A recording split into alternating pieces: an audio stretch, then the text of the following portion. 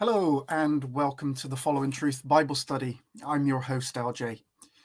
In this video, we're going to be looking at the doctrine of the virgin birth. Recently, I've been doing videos on the virgin birth, so I presented a couple of different videos, different arguments, and those were quite long videos, and they were specifically me just teaching and showing about the virgin birth.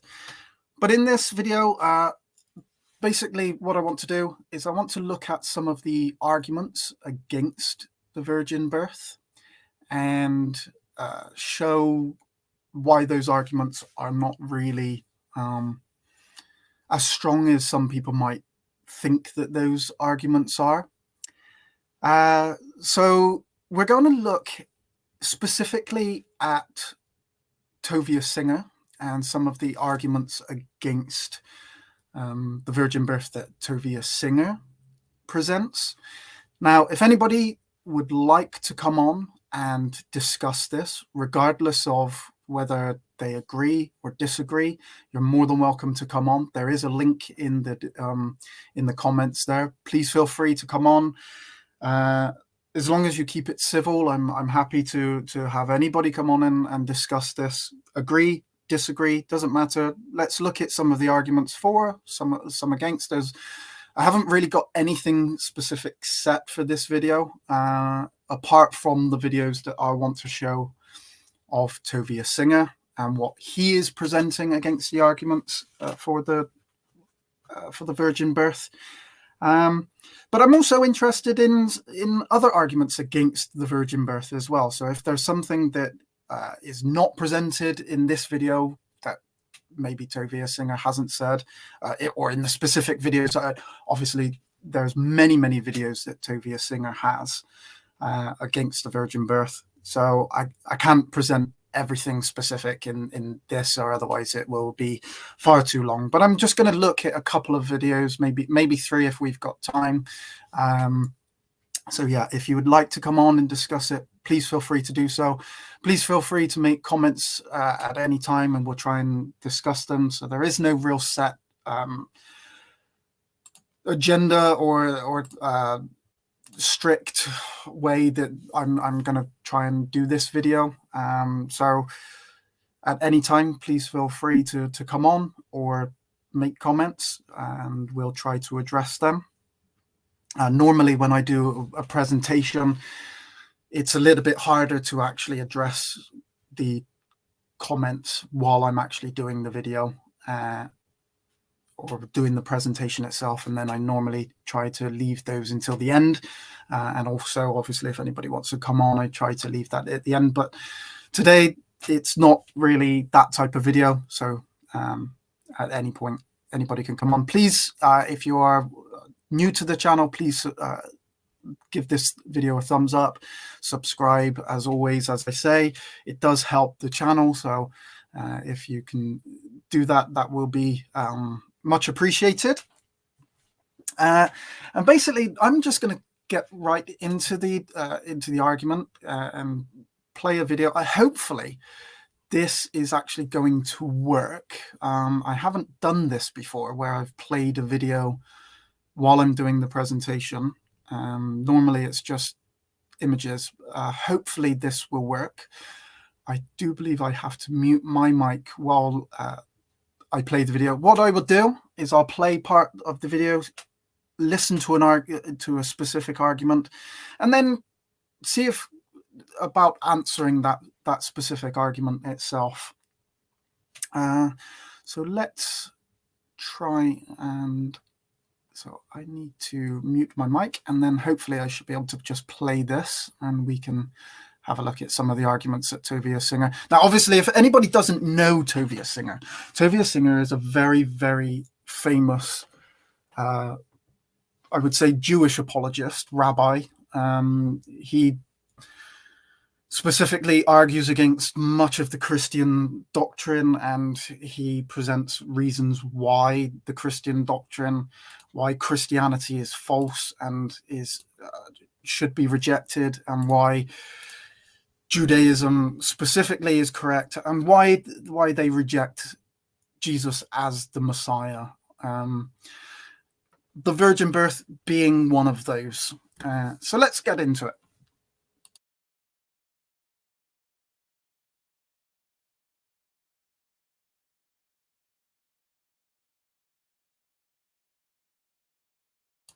I was talking while on mute then. If anybody could let me know whether they are hearing the video, that would be appreciative, because I don't want to play the video if people are not able to hear it. So if you are unable to hear the video, please just say, and I'll try and figure out why that is.3D printers that can do it. I mean,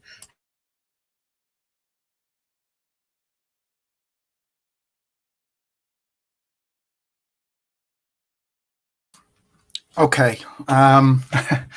Maybe there's no video, there's no sound coming from the video there. Let me unmute my mic and try it that way. So I'll replay the video again with my microphone on.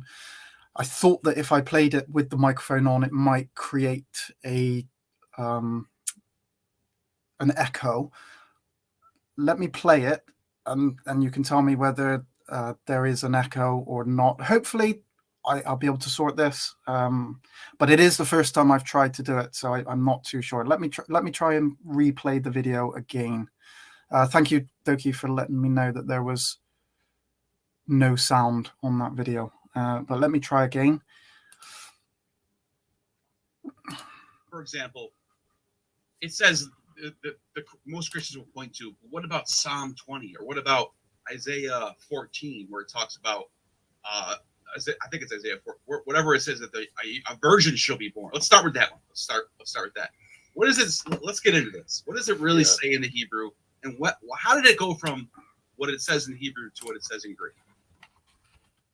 yeah. So how do you like people fake their driver's license? Like, how do people cash checks that were never in them? They forge, they change text, they print it out. They have 3D printers that can do it. I mean, how? What? All right. So the text in Isaiah 7:14 says, "L'chein yitem Hashem hu lechem os." Behold, the Lord of His own will give you a sign. Hine al mahora. Behold, the young woman is pregnant, v'yoledes bein, and she's going to give birth to a son. V'karas shemo Emmanuel, and she will call his name Emmanuel. That's the text. Let me just jump in. Let's say I'm a Christian on the street, and you just told me that, and I'll say, okay, so he is absolutely correct here. In Isaiah 7:14. Let me see about bringing that up. Let's go to. Bear me 1 second. Let's go to. Right. Let's bring up Bible Hub, and we'll go to Isaiah 7:14, because I want to go through and let's make sure that everything that is being stated by Tovia Singer and by myself is specific and correct. We don't want to make claims that are incorrect, and apologize for everybody that already knows this verse and knows the Hebrew here. Maybe this specific thing isn't for you, but let's just show that. So I'm going to use Isaiah 7:14. I'm using Bible Hub just purely because this is an easy site for everybody to be able to use. So I don't want to try and use different sources and different ways of being able to look at the text that maybe other people don't have access to. So in this verse, Isaiah 7:14, we have here in the English translation rendering, we have the virgin. Now, I'm going to ignore that because that is correct and it's technically incorrect. But here we have Ha'alma. Now, Alma, as Tovia Singer clearly states, means a young woman. But in Strong's, it also means a virgin as well. So let's just, that shows that Tovia is correct in stating that the Hebrew of Isaiah 7:14 is referring to a young woman, and we'll come back to the virgin part of that in a second, because young Alma, I'm going to concede straight off. There's going to be no arguing that Alma does mean young woman, but we'll come back to the virgin part in a second. Let me continue on with Tovia. Well, why can't it say? Why can't the word Alma mean virgin?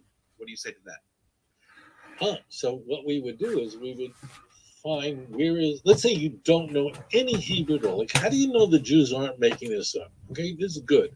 This is real. So let's think. I want to think this through with you. So presumably you don't speak Hebrew. So like, how do you know? Now you can go to any Israeli in the world and say, how do you say virgin Hebrew? Virginity is really important in faith in the Bible. It's a word that appears nearly 150 times. Isaiah uses it numerous times. So being a virgin is a real big deal, and it's the same word in both biblical and modern Hebrew. But how do you know? I mean, there's a lot at stake because of. Okay, so on the screen there, Tovia is showing that the word betula is the Hebrew word for. Let me turn the volume up. Then, if the volume's too low, I do apologize. But I've turned it up as loud as it can be now, and hopefully you'll be able to hear that.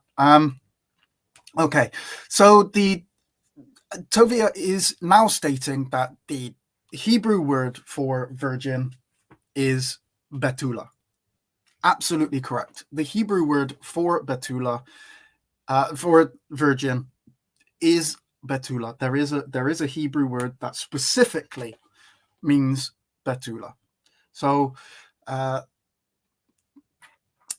let's have a look, and let me show that one as well. So if we go to Genesis, and we'll go to the King James, and we'll go to 24, chapter 24, and verse 16. And the damsel was very fair to look upon, a virgin, neither had any man known her, and she went down to the well and filled her pitcher and came up. Now this is talking about Rebecca.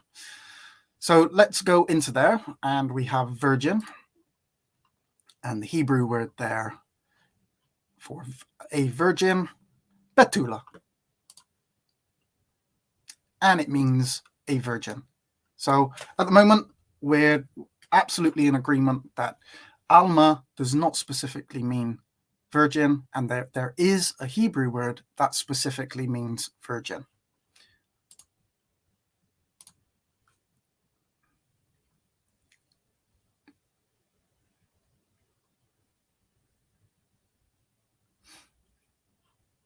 So let me continue on.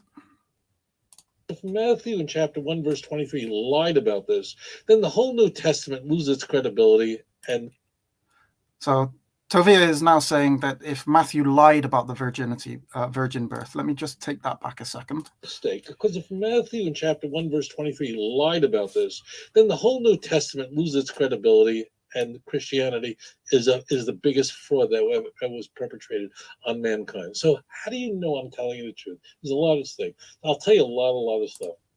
First of all, so what we would like to do, even though it's a very well known, we'd like to do is we'd like to take the word Alma, which appears many times in the Hebrew Bible. The word Alma actually appears 7 times in the Hebrew texts, so it's not many times. It's certainly not a frequently used word within the Bible, but it's not unused. 7 times that it gets used within the Hebrew text. And see how it is used in other places. That means, for example, in Proverbs chapter 30, verse 19. Okay, so now Tovia is saying what we need to do is we now need to go and look at where the Alma is used in other places within the text, and show where or how it is used. Now, Tovia is now specifically going to Proverbs 30, verses 19 through 20, and we're going to have a look at those, because Tovia is going to make a specific argument about this now.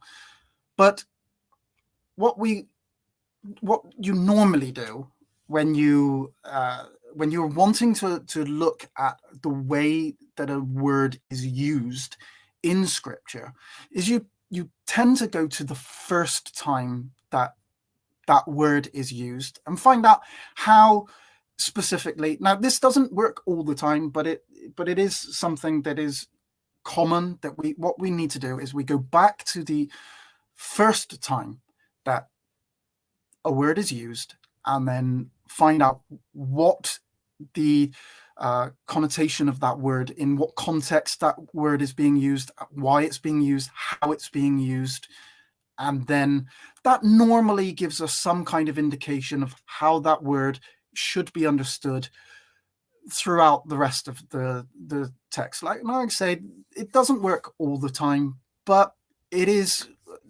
something that is normally done by scholars to find out how a word should be understood.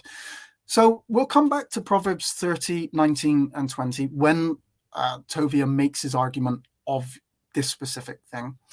But let's go and now have a look. We're told about Derech Geber Bialma. Okay, so let's go now and find the first usage of the word Alma. So if you want, I know where this is, but if you specifically want to know where the first usage of a word is, now again, I apologize for all of those who are fully aware of how to do this using something like a Bible Hub.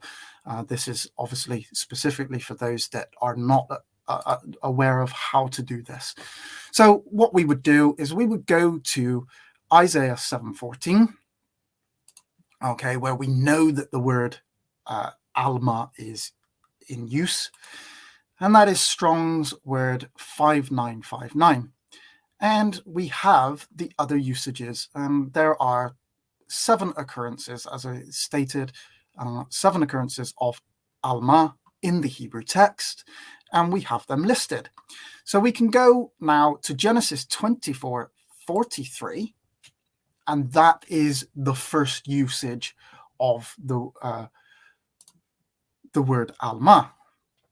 Now, what we can see there is it states, "Behold, I stand by the well of water, and it shall come to pass that when the virgin cometh forth to draw water, and I say to her, Give me, I pray thee, a little water of thy pitcher to drink." Now, the King James Version translates this as virgin, but if you go to something like the New International Version, the NIV, you will see that it just states a young woman, which is perfectly acceptable because we already know that an Alma is a young woman. Now, we need to understand in what context this is being used. Well, this is actually being used of Rebecca. Now, Rebecca, there it is. So it's on verse 43. Now, already Rebecca, so we have, behold, the virgin cometh forth. Well, we already know that the virgin, Rebecca, is already described as a virgin in verse 16, which we've seen, which is the Betula. So we already know that Rebecca is, at this time, a virgin. So she is a young woman who is a virgin. So the reason why virgin here is being translated from Alma is because she is a virgin. While she is a young woman, she is also technically a virgin. Now, the reason why Isaiah translates Alma, or the English translates Isaiah 7:14 as virgin, will come into play a little bit further on. But at the moment, what we know is that the first usage of Alma is in reference to a virgin, regardless of whether it should be translated as virgin or not, whether it should be translated as young woman. We know that the young woman is a virgin because the text has already described that to us. So let's continue on with Tovia Singer. The way of a... let me go back a second and let's go back to the start of that argument so that we can get it in its full understanding. See how it is used in other places. That means, for example, in Proverbs chapter 30, verse 19, we're told about Derech Gever Bialma. The way of a man is with a young woman. And then it continues discussing that she is actually an adulterous woman. And after they commit an act of fornication, all she has to do is wash herself up and say, I have done nothing wrong. That's some virgin for you. So that uses the word Alma there, right? Yes, of course. Derech Gever Bialma. Sweethearts. That is a good example right there. Wow. Bing bongo. In 1 Samuel chapter 7. Okay, right. So obviously Tovia has now presented an argument for Alma being used of a non-virgin. And so what we need to now do is go to his specific argument. So what I've done is I've just shown that the Alma can be a virgin, or is in reference to a woman who is specifically described as being a virgin. So we now need to go to Proverbs, and it's 30.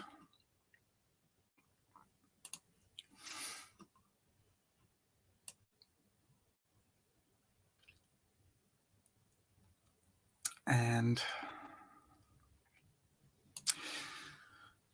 so there we go. So we have, I've lost the verse. Bear with me 1 second. So let me...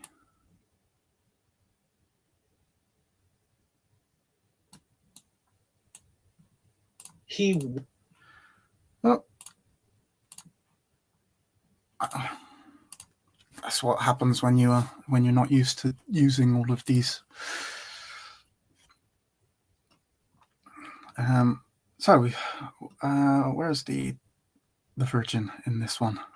With a maid, verse 19. Sorry, apologize. In the King James version, it translates this as maid in this specific.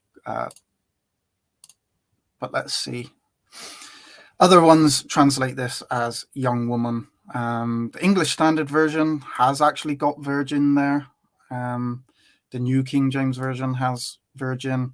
The NASB has virgin. King James Version has got maid, which is sometimes used and translated of virgin. Specifically the proper Hebrew word betula, which is obviously, as we know, is specific to virgin. That will the King James Version will often translate that as a maid, and many other ones have translated it maid as well. Okay, so Tovia's argument here is that the woman is an adulteress, but that's not what is being stated at all. Now, let me go back and open up the full chapter. Now, so here. Now, I'm going to read this in context and start at verse 18. So this is the psalmist saying, there be 3 things which are too wonderful for me. Yea, 4 which I know not. Right. So he's saying that there are 3 things that are wonderful to me, and there are 4 things which he doesn't know, he doesn't understand. That's the context of this. Okay. The way of an eagle in the air. Now, Tovia is saying that this means that it leaves no trace. So let me go back. I'm jumping about and I'm kind of lost on the video now. So let me present that argument again. Is used in other places. That means, for example, in Proverbs chapter 30, verse 19, we're told about derech gever bialma. The way of a man is with a young woman. And then it continues discussing that she is actually an adulterous woman. And after they commit an act of fornication, all she has to do is... Okay. So it's the way of a woman with... or the way of the man with the alma, with the maid. And I shall read directly from Tovia Singer's book that he wrote, which is the new Let's Get Biblical by Rabbi Tovia Singer. And it's on page 39. Now, on page 38, 39, and 40, this is where Tovia Singer goes through his argument against the virgin birth. Actually, it's a very small argument in the book, and he presents much more in videos. But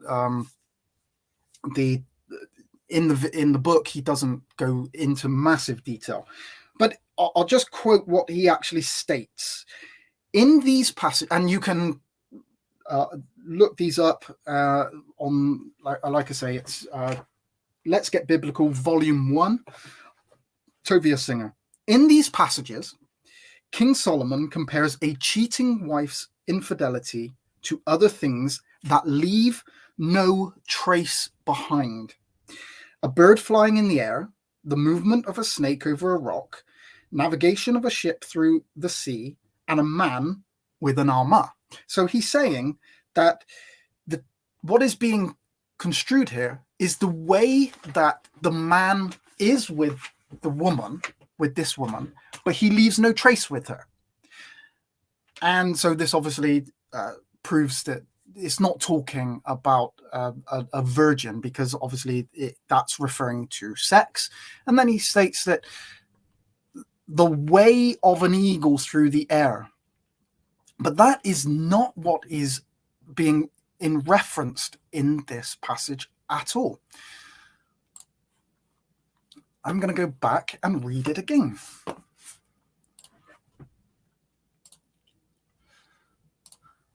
And in context, there be 3 things which are too wonderful for me, 4 which I know not. So the psalmist, which is likely to be Solomon, is actually saying that there are things that are wonderful to him. There are wonder, and that he doesn't understand, he doesn't know.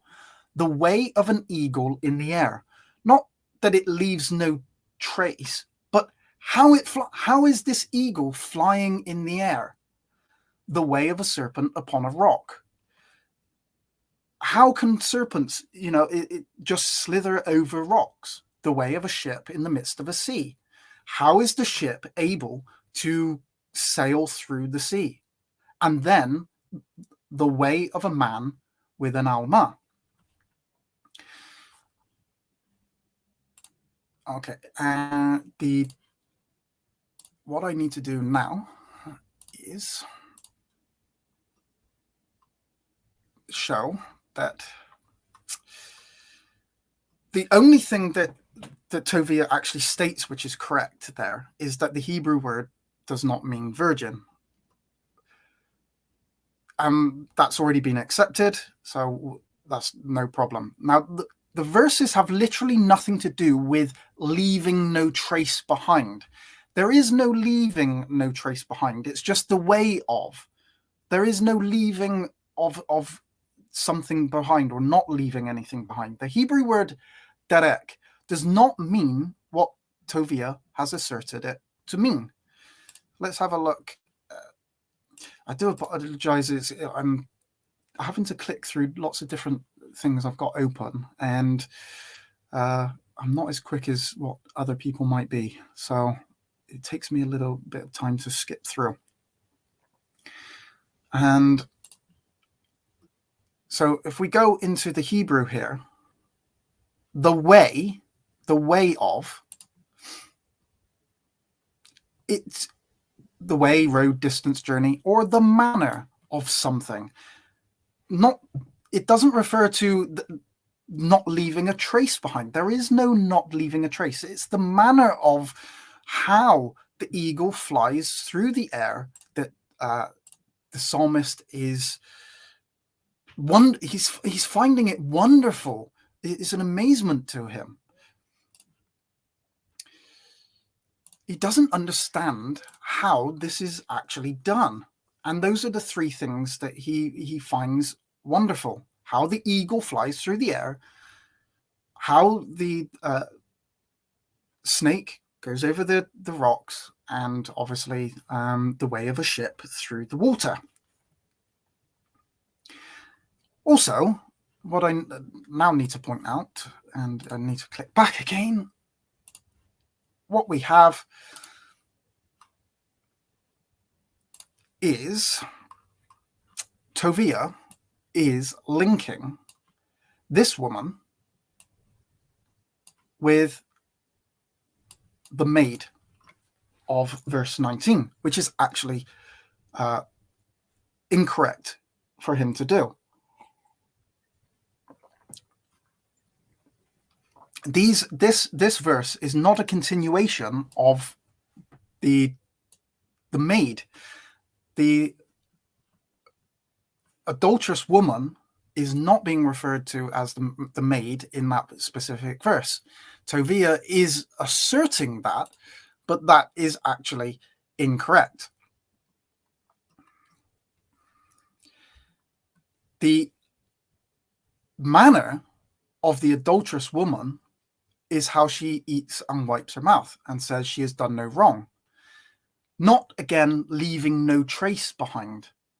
Okay, this is her, how she is able to be an adulteress and basically just wipe that off and not worry about it.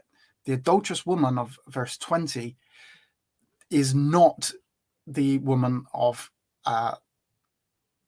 verse 19. And if we go into the Hebrew again, here, of verse 20, we have the woman. This is the way of an woman. And this one is Isha, woman. This is separating and distinguishing the woman from the Alma, it's introducing a new referent into the equation. They're not the same one. They're not the same person. And Tovia is actually making an incorrect correlation there between the Alma and the woman of verse 20. He's also obviously making the incorrect claim regarding the way, and that they leave no trace. That doesn't appear in the text. Let's go and have a look at the parallel, and we'll even go to the JPS Tanakh 19.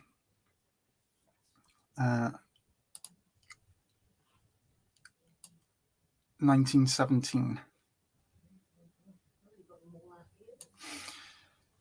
The way of an eagle in the way of the eagle in the air, the way of a serpent upon the rock, the way of a ship in the midst of the sea, and the way of a man with a young woman.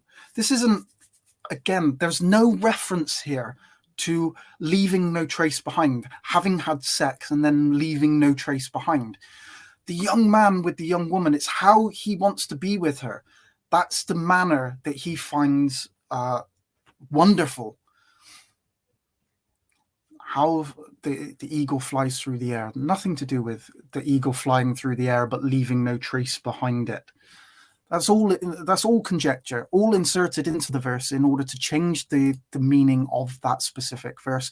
And the reason why, obviously, he's doing that is because he needs it to do that, because he wants to have Alma mean something that it doesn't mean. Okay, let's go back to Tovia. Is wash yourself up and say, I have done nothing. David is called in Elam. That's the masculine version of this.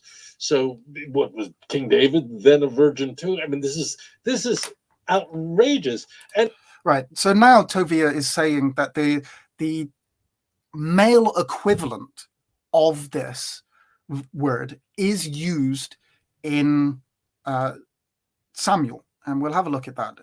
So let me go back and replay that again. In 1 Samuel chapter 17, verse 56, King David is called in Elam. So let's have a look. Was it 1 Samuel or 2 Samuel? 1 Samuel 17, 56.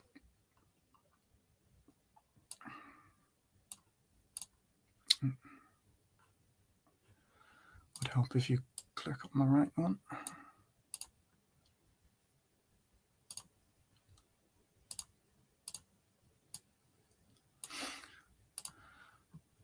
Okay, so now we have, and the king said, inquire those whose son, was that 1 Samuel 1756? Yeah.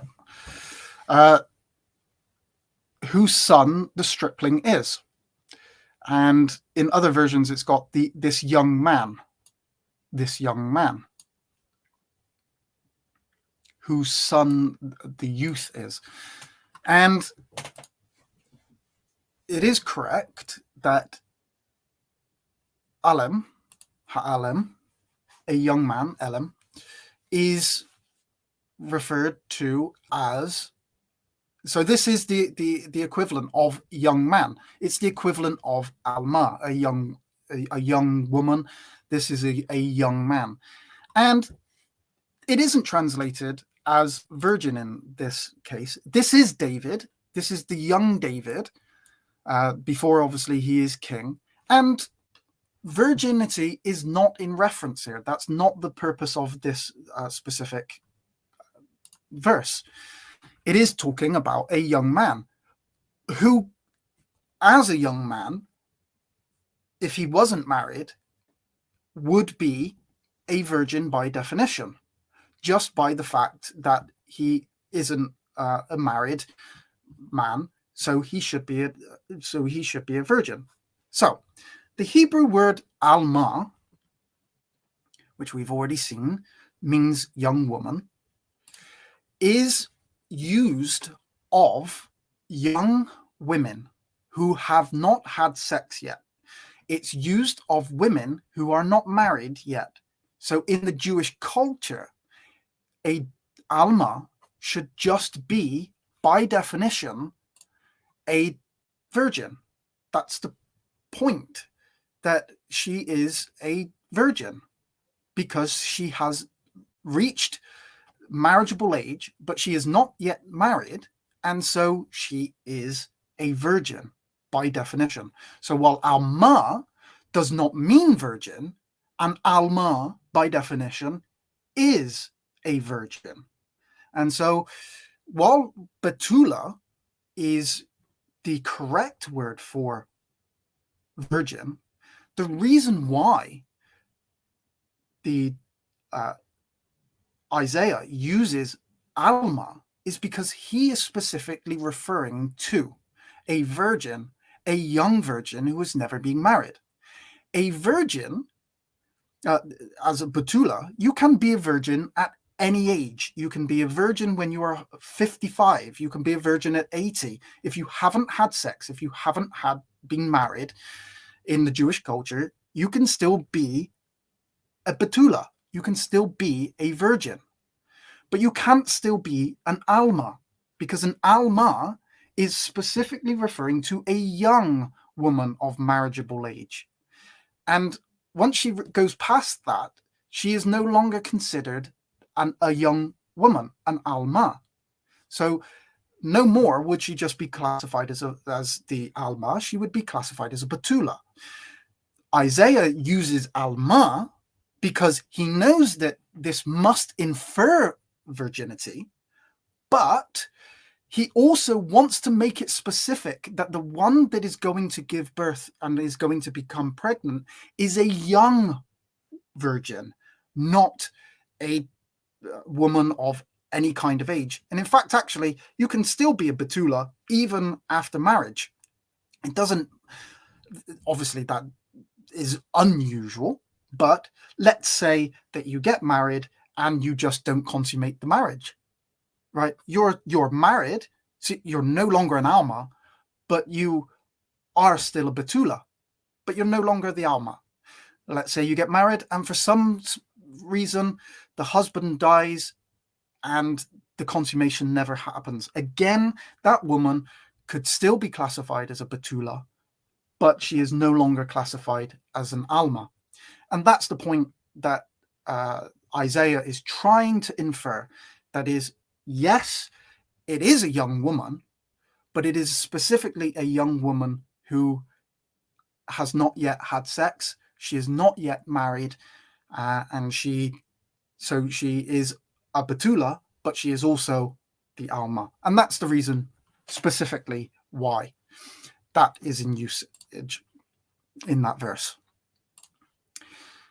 Let's go back and just finish Tovia and his argumentation. That's the masculine version of this. So what was King David then a virgin too? I mean, this is again, King David, at the time that this is used of King David, he is a young man. He is not King David at this specific time. So there is absolutely no reason why he wouldn't be a virgin. And again, the virginity side of it isn't the important part of this, of the reference to King David. So even if David wasn't a virgin, that isn't the specific point of that specific verse. And so it doesn't get the Hebrew word young man it doesn't get used in the same way as a female, because when it comes to the female, it's all about the having to be that virgin before the marriage, and so the implications are specific to the Alma, the female equivalent of it. It's outrageous, and it is women. Look, it is young women that get pregnant, have babies, as opposed to old women. This is really simple. it's really simple that only young women get married and have children. Older women do not have children. What kind of nonsense is that actual statement? It's a ridiculous statement to make. Older women have children all the time. Now we're talking about specifically a young woman within the Alma, and somebody that would be, say, 25 years old would not be considered an Alma. They've gone past that stage. They could still be a virgin, unmarried, and still be somebody that people would then marry, but she's no longer specifically an Alma. She would just be classified as a Betula. But a 25-year-old woman who is no longer an Alma can have a child. A 30-year-old woman could still have a child. 40-year-old women still have children. We have biblical evidence of, okay, this may be actual support for the virgin birth, because the virgin birth is a miraculous event. Well, we have miraculous events where older women, such as Sarah, have children at the later stages of their lives, and we're talking in their 80s and 90s years old. So that was something that was miraculous. But to state that only young women, it's young women who have children, is just an absolutely outrageous thing to state. I don't even know how Tovia has managed to be able to make that claim. I'll tell you something I never told anyone publicly. I mean, I just never came up. I'll tell you something really interesting. The Christian Bible was translated into the Hebrew language in the 19th century. It's a very, very famous translation, and it was done by a guy named Franz Delitzsch. Franz Delitzsch was a genius of a Hebraeus. He was a Christian, devout Christian, and he translated. He was in the Christian world, he was one of the greatest, if not the greatest Hebraeus of the 19th century. His commentary on what he called the Old Testament is necessary for all scholars to understand every Christian view of all the stuff. Okay, he's just huge. Okay, he embarks on translating the Christian Bible into the Hebrew language. Why he does it? Well, he would like Jews to believe in Jesus, so he translates the New Testament in Hebrew. Now, here's what's so interesting. I don't know if this is the same version, but this is just something that I need to point out here. The person that he's obviously talking to, just by his name, Gnostic Informant, would obviously indicate that the man that he is interviewing, Tovia Singer, is obviously not a Christian. So he's obviously supporting the claims of Tovia Singer. He is not going to be trying to disprove Tovia here. He's not trying to argue for Christianity. He is classified himself as Gnostic Informant, and probably the reason why he has Tovia Singer on there is to try and dispel Christianity. I was going to show you this at the end, but I used to get this. They used to pass these out at my church. They're Hope for Israel Bibles. They're New Testament. Okay. This is going to blow your crazy mind away.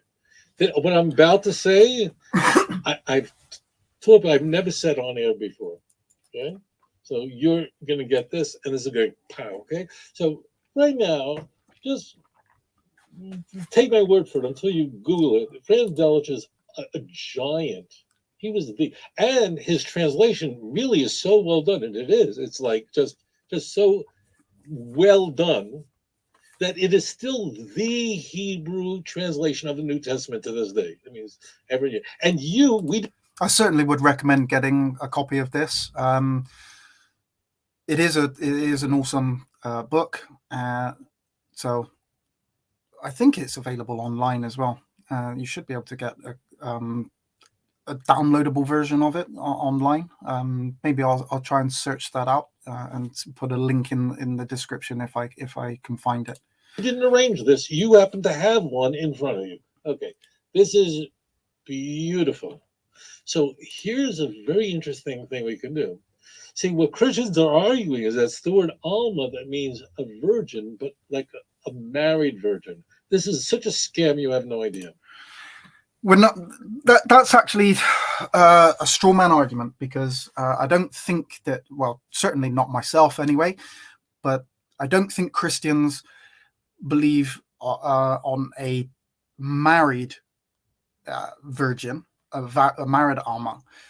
We understand that Mary and Joseph were betrothed, and betrothal means that you can classify yourself as husband and wife, but you haven't consummated the marriage yet. So you're betrothed in marriage, but the marriage ceremony hasn't actually happened. And so, although you are legally under Jewish law meant to obviously marry and finalize that, you are actually classified as a husband and wife for all legal purposes.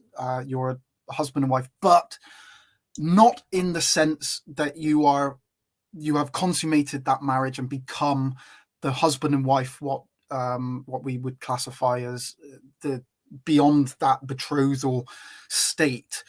Now, so what I want to show quickly is how that actually we can actually literally show that.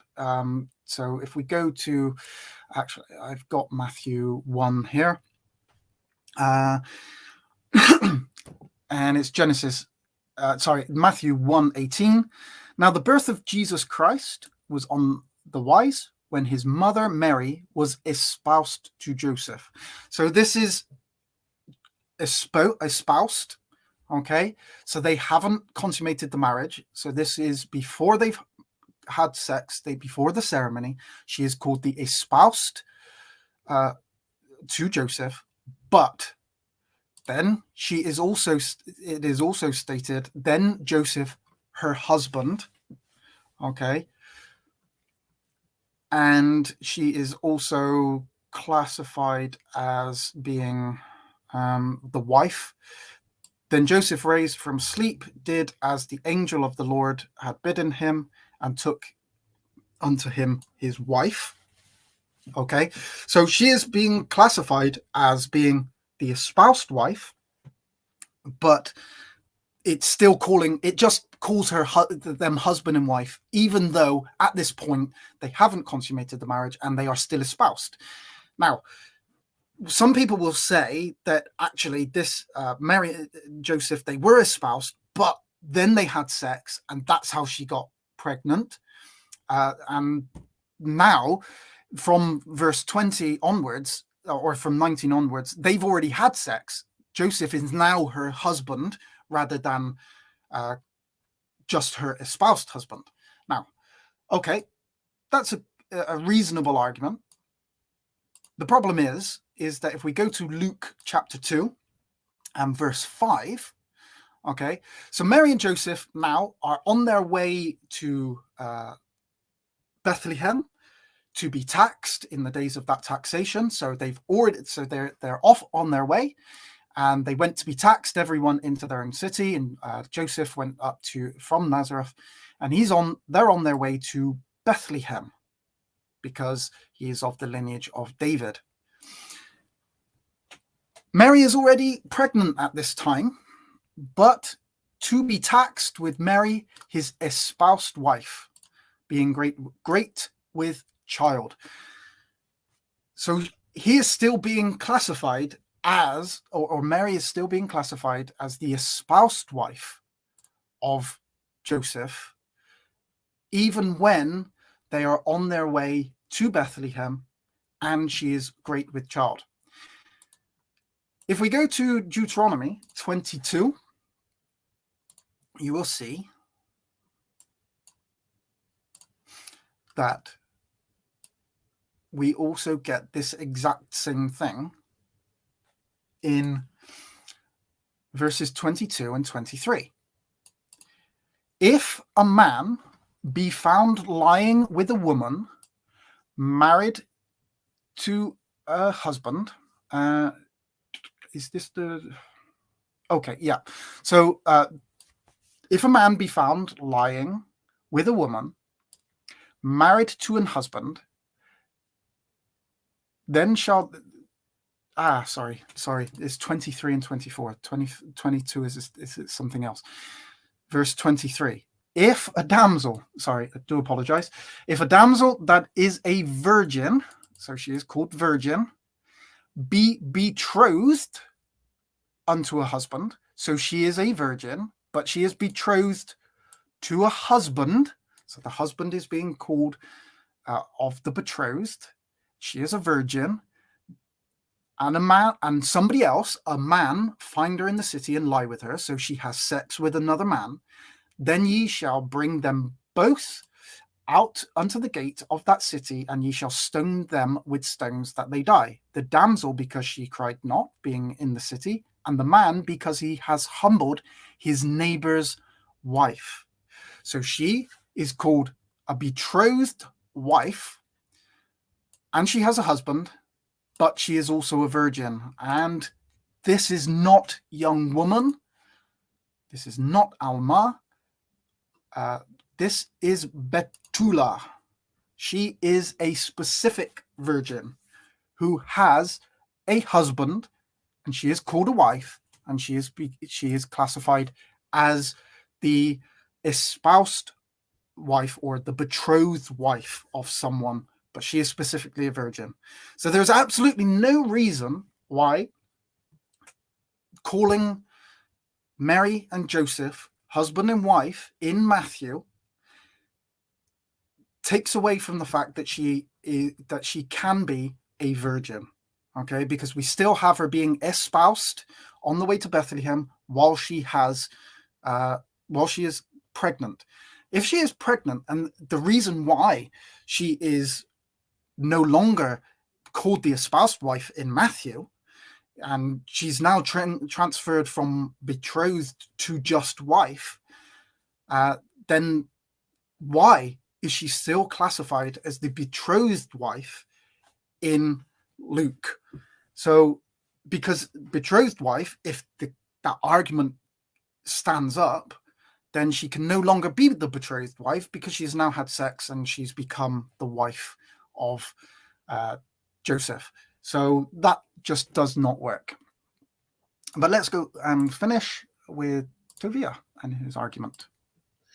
So if you go to the book of Luke, now I don't know, because I can't see you. For the viewers, know that I can't see you, so I just hear.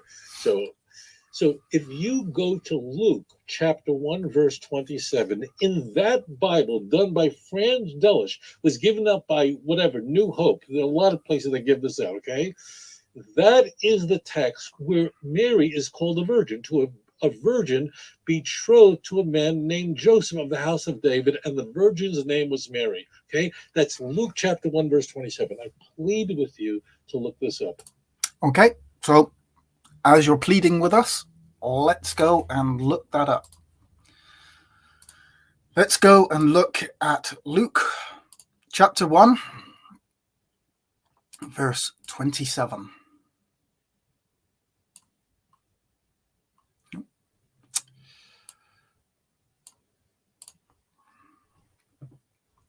Okay, a virgin, Parthenon. Let's go to the parallel. And I will, as always, I like to go to the King James, to a virgin espoused to a man whose name was Joseph. And most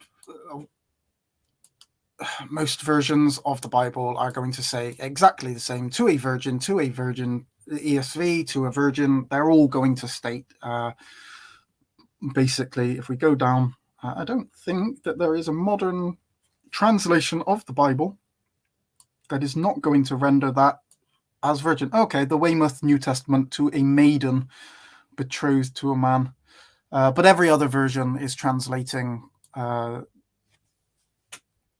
verse and into virgin. So, yep, Tovia, you are absolutely correct.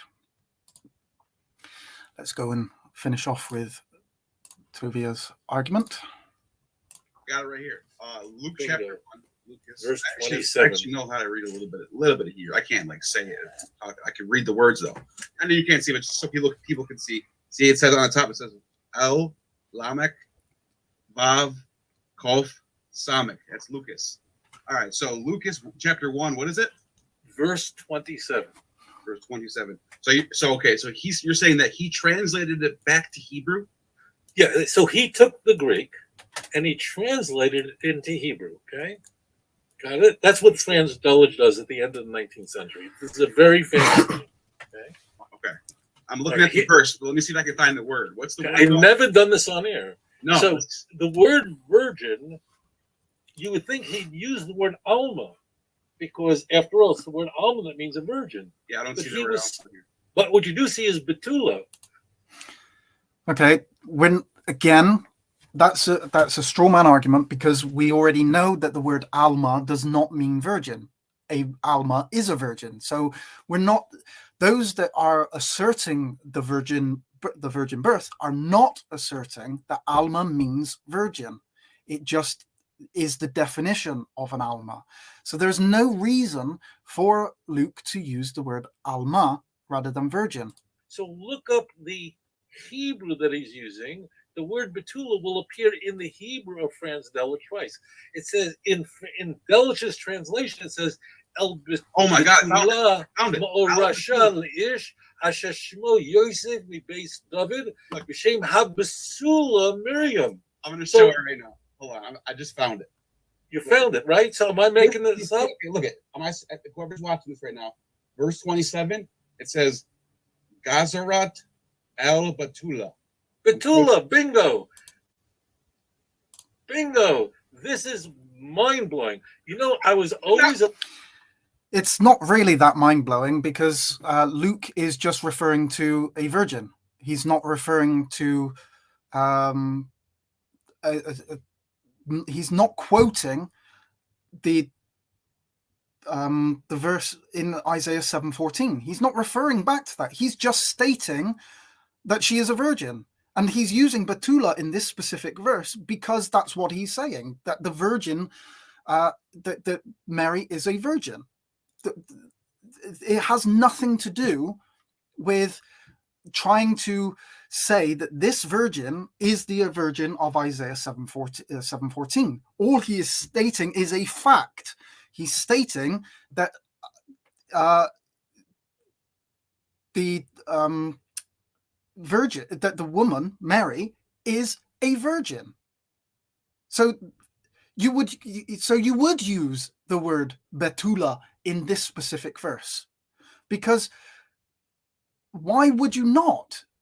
Because if you used Alma, then that would be referring to a young woman who then we would have to imply would be classified as the virgin. But that isn't what Luke is referring to. He specifically, while as Isaiah is referring to her being a young woman, Luke is saying, look, this is a virgin, and he wants to specifically use virgin.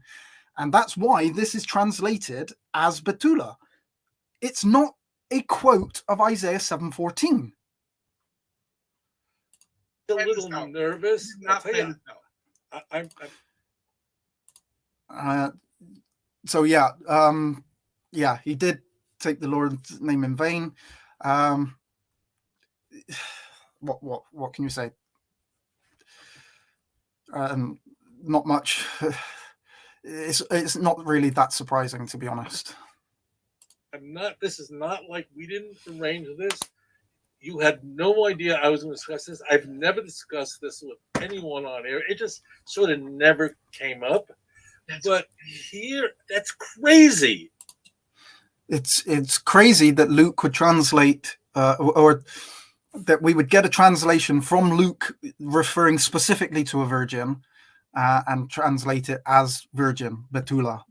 I don't understand how that would be so mind-blowing and so crazy. You see what I'm saying?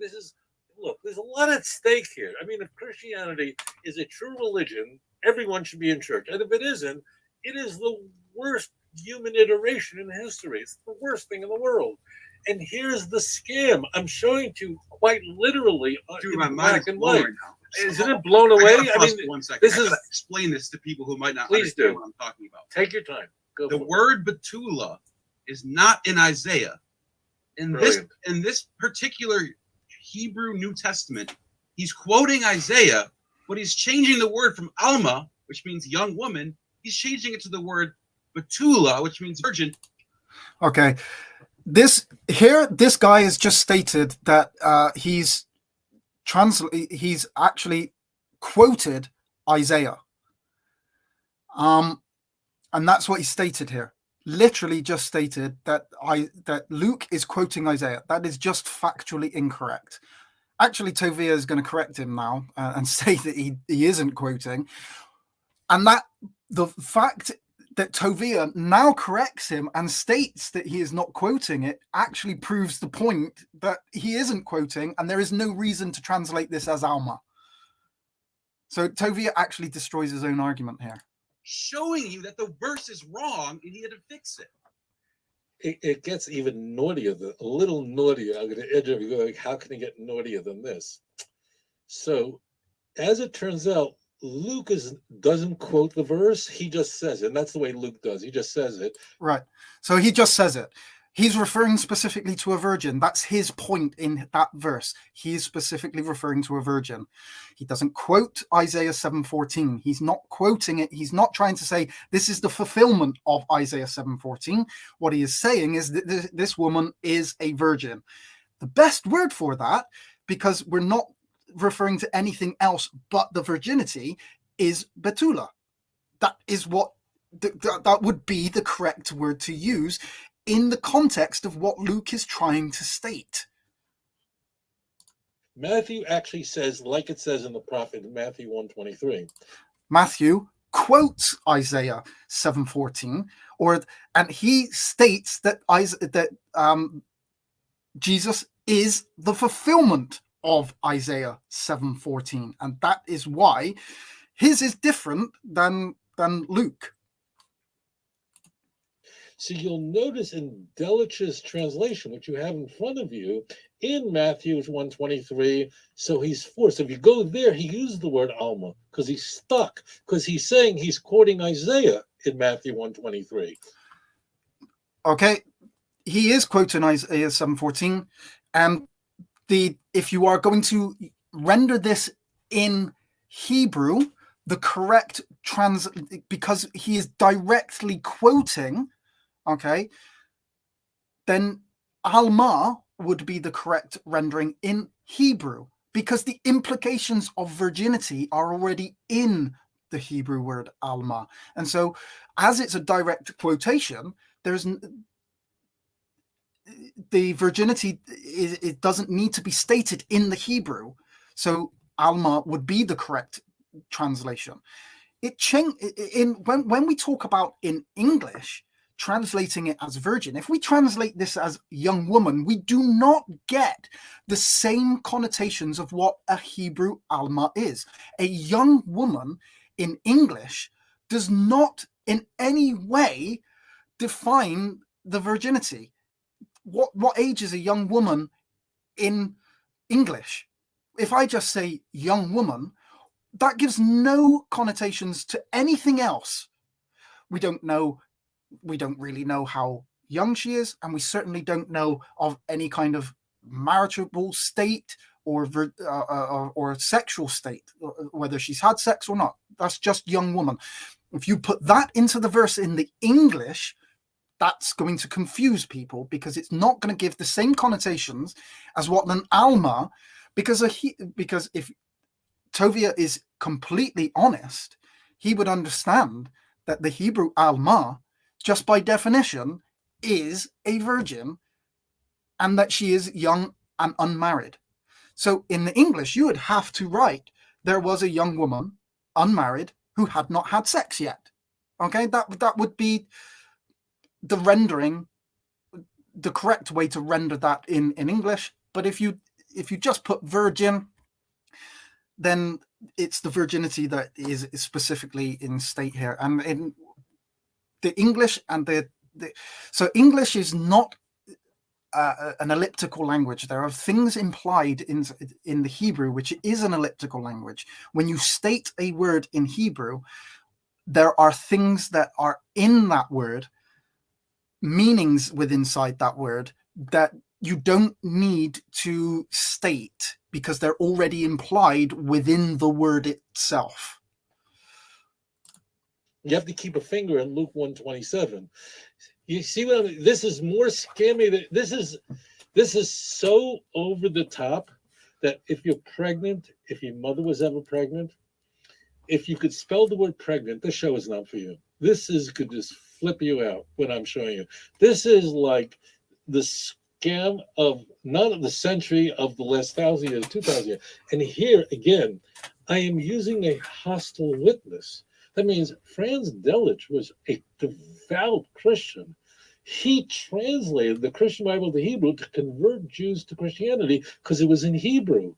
And it is just the most, by far the most famous translation. Other people have tried it after him. No one got close, and it actually reads very well. He did a terrific job on the translation. But he knew himself, when Luke is going to use the term virgin about Mary, he knew that the word to use is Betula, not the word Alma, thus uncovering the scam of Matthew. That's how mind-blowing this is. I don't know love. Okay, so those are the books. I recommend getting these just purely for study. I do learn a lot of things from Tovia. He does state a lot of good information, but some of when he's defending his own beliefs, sometimes the arguments that he states are really, really good and really informative. When he's trying to disprove Christianity, the arguments that he basically states are some of them are just completely wild, and they're straw man arguments. He just states some things that are just factually incorrect, and like I say, there's absolutely no reason why that translation would not, in Luke 1:27, would not be correctly translated as Betula. Okay, so I do have some other videos to go through of Tovia. If anybody would, at this point, like I say, if anybody would like to come on and discuss this, please feel free. I will actually, if I can do it again, I'll repost a. Where do I do it?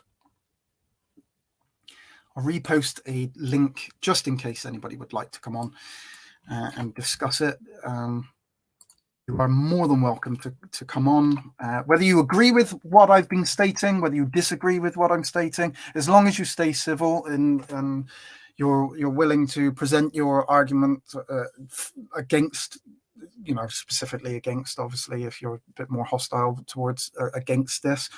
If you are wanting to come on, please keep it civil. Let's have a discussion. Let's look at the argumentations for and against the virgin birth. So we've already looked at one of these, or some of these argumentations that Tovia has presented.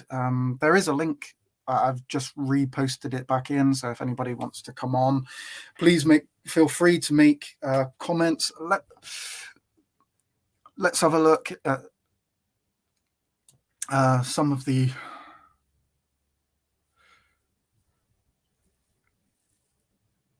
let's have a look. Doki says, awesome stream, LJ. I'm enjoying this. Thank you. You're welcome. I'm glad you're enjoying. That guy, a fake Jewish deceiver and no rabbi, as they don't even know the promise in Genesis of how the woman's seed would defeat Satan's seed. Yeah. Now they don't. So I will go to that, because actually this is an argument made by a lot of people. let me go to Genesis 3:15.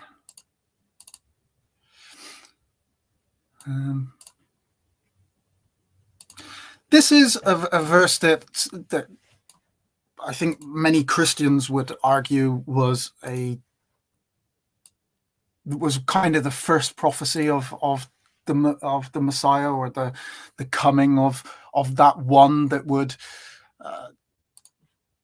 destroy Satan, basically. I know that there are lots of people that even Christians that would reject this as being a prophecy of the coming Messiah. And I will put enmity between thee and the woman, and between thy seed and her seed. It shall bruise thy head, and thou shalt bruise his heel. If we go to a different version, if some people obviously don't like the KJV, and I will put enmity between you and the woman, and between your offspring and hers.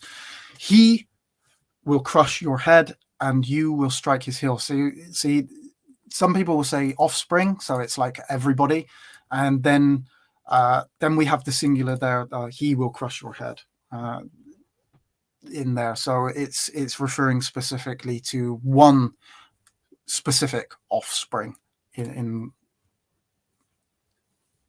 that verse.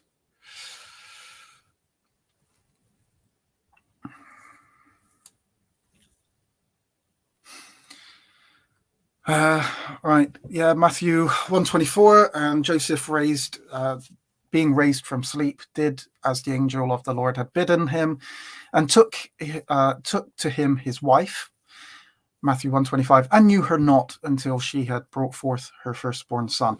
So that verse there, the Matthew 24 and 25, those verses, specifically Matthew 1:25, shows that Joseph did not know her until she had brought forth the firstborn son. This actually disproves, or is used in the disapproval of the Catholic doctrine that Mary didn't have children after this, and that she remained a perpetual virgin forever, and that she didn't have sex, and she remained pure and innocent and away from her husband. So that verse there is kind of, it shows that that Mary and Joseph didn't know each other until, and to know is just a way of stating they hadn't had sex yet, and knew her not. And the word there, till she had brought forth her firstborn son, is really important, because it puts a line and says it's only until this point that Mary and Joseph did not know each other. And so it is until she brought forth her firstborn son. And after that, then they had children, they had sex, they consummated the marriage, they became consummated husband and wife, and then they they continued on, and she had other children, and we can prove that in as well. We can actually prove that she did have physical children, and not the brethren that the Catholics like to claim, that they weren't physical children, but they were disciples or cousins in some cases. But we can obviously prove that case incorrect as well. So yeah, this is a specific verse. Now, okay, so what we've done now is looked at some of the argumentations specifically against the word Alma. Let me just check a couple more.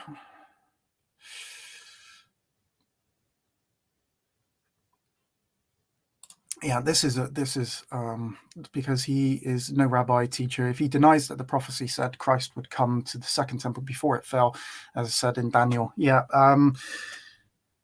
this is an actual argument that I actually found from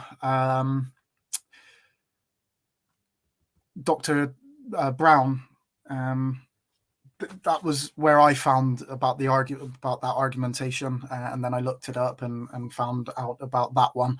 But yeah, Dr. Michael Brown makes that argumentation. I'm sure other people do as well, but that was where I specifically found that argument about the coming to the temple before it fell. And actually, it would be physically impossible for the Messiah to come after the destruction of the second temple.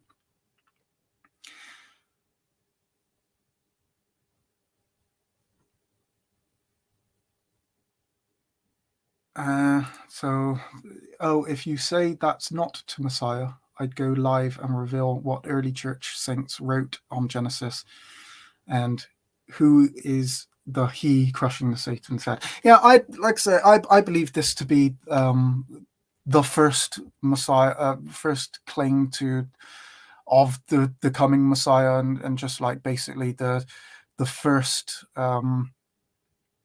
prophecy, I suppose, within the Bible to a specific seed that was then given to Abraham. Your seed will. So promises are sometimes passed, not always, but they are sometimes passed down. And I do believe that the promise of that seed to Eve was that your seed is going to crush the serpent, and then that promise was then given to Abraham, and that followed through.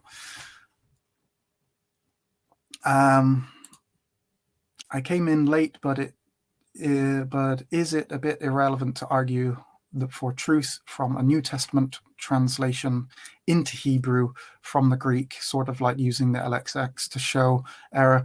Yeah, I think that basically what that is Tovia is kind of just grasping at straws in like let's find any kind of argumentation that we can possibly find in order to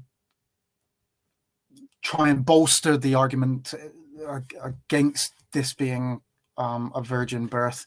And really just, okay, we're at desperate times, and that is a desperate attempt, and it's also misrepresenting the reason, like I say, why Betula would be used instead of the word Alma in that specific verse, because Luke just is not quoting the verse. He's not trying to say, right, this is the fulfillment of Isaiah 7:14. He's just saying this is a virgin, and so that's why you would use Betula in that verse. There's absolutely no reason why you wouldn't, and the argumentation against using that just really just fails. Now, so if a Jew, atheist, Muslim wanted to debate you on Bible prophecy versus standing for truth, would you do it, LJ? I have done debates before. I'm not. Anybody who knows me knows that I mean, if you listen to me as I'm talking, I kind of stumble over my words sometimes. I'm not the most confident of people within like a live context. I find I get lost in my own thoughts. I've got so many thoughts in my head and so many things that I want to try and get out that sometimes I just literally confuse myself. I like listening to debates, and really I would like to participate in them, but I'm not really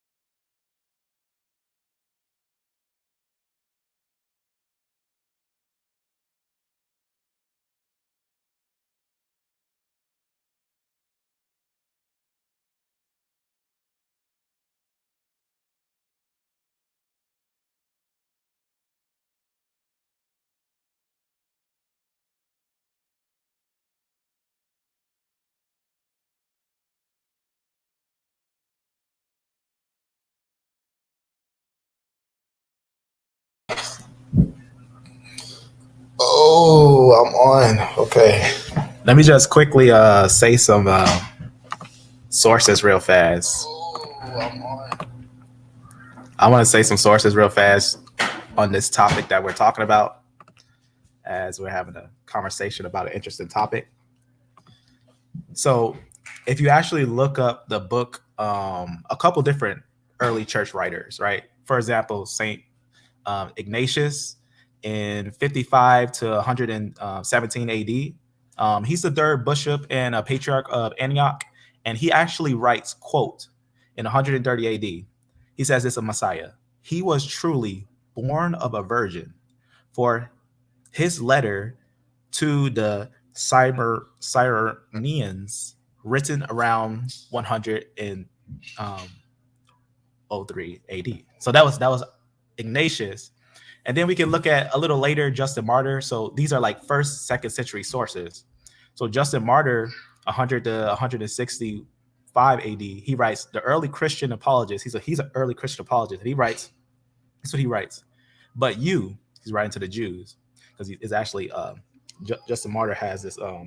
He's one of the first ones to introduce apologetics. But he's writing to the Jews. He's saying, but you and your teachers venture to claim that the prophecy of Isaiah, it is not said, behold, the virgin will conceive, but behold, the young woman will conceive. So even they was dealing with that transition when they take that virgin and transition to woman. So he's saying, but you say the woman will conceive and bear a son. Furthermore, you explain the prophecy as if it referred to Hezekiah, who was your king. Therefore, I will endeavor to soon discuss this point in opposition to you. So he's actually going to speak what also individuals like, for example, another writer of Against All Heresies, Irenaeus, one of my favorite early church saints. Saint Irenaeus, the writer of Against All Heresies, bishop early on in the first, second century. He is the direct disciple of Polycarp, who is a direct disciple of John. So he's getting the direct teachings from Polycarp, who got the direct teachings from John, who wrote Revelation. And this is what Irenaeus says. You just make sure you can hear me when I say this. I don't know if I can share my screen so you can see what I'm reading. Oh, you can. Okay. So this is what it says here in Irenaeus. It says, Jesus Christ, the Son of God, because of his surpassing love towards his creation, humbled himself to become born of the Virgin, whereby he united man through himself to God. So he wrote that in Against Heresies, written in 180 AD. There's more writings. You got Clement. You got another one of my favorite hard hitters, Tertullian. He's a writer who is in the upper areas of Africa. He would be basically in the area of Carthage. And he also writes too. He says, this ray of God did, as it was always foretold in ancient time, descended into a certain virgin. He was made flesh in her womb. So in his birth, God and man were united. So it's deep, just like it says in Genesis. In fact, let's go to Against All Heresies just to kind of bring this home. Book 5, chapter 1. And let's see what's said of the writings in early Genesis. This is what he writes in his writings. He has, therefore, in his work, basically, I'm just going to skip down right to the summary, because what he's talking about, as he says, with Adam and everything, you can see he's definitely talking about the sequence of events in Genesis, right? And the serpent, notice what he says right here. This is what I want you to see. And I will put enmity between you and the woman, and between your seed and her seed, and he shall be on the watch for, it says, your head, and you on the watch for his heel. That's Genesis 3:15, right? So he goes on and says, who is he actually talking about there? He tells us in perfect detail, in a perfect understanding, that there's no doubt of the individual that he's speaking of in this saying. Because when he goes on, I'm just going to skip down to the highlight where he makes it very clear where he's getting at. He goes on and he gives a whole summary that this individual that he's speaking of here is without a doubt the Son of God, right? The Son of God, who's also called the Son of Man. And this individual that he's talking about is Messiah, who he's talking about here. He's making a pretty much a argument against all the heresies of that time, such as Gnosticism, the backwards, some of the Jewish thought that was rising up in that time. Because if you don't know, even by the BC time, a lot of the Judeans were falling off. They were falling after Plato, who was making deceitful messages. They were following after Gnosticism when Simon Marcus Magus came down there and went into areas of Egypt and started convincing a lot of the Sumerians, the northern tribes of Israel, to convert to his false doctrine. And this is what a lot of those saints were dealing with. They were dealing with things that even we see today, which is the doctrine of trying to write something totally different than what's the word I'm looking for? Agreed by all the early saints, all the early individuals who had a perfect understanding of the gospel that we have today, right? So we can see without a doubt, he was born almost every major bishop. And when I'm saying bishop, these are leaders of the churches, of those groups that were rising up, that messages that Paul was writing to when he was writing to these churches. And then those messages were increasing in those churches. These were the individuals that were holding the message, that were holding the foundation of those things. And they all have a solid agreement, all of them. They have a solid agreement that indeed there is no doubt.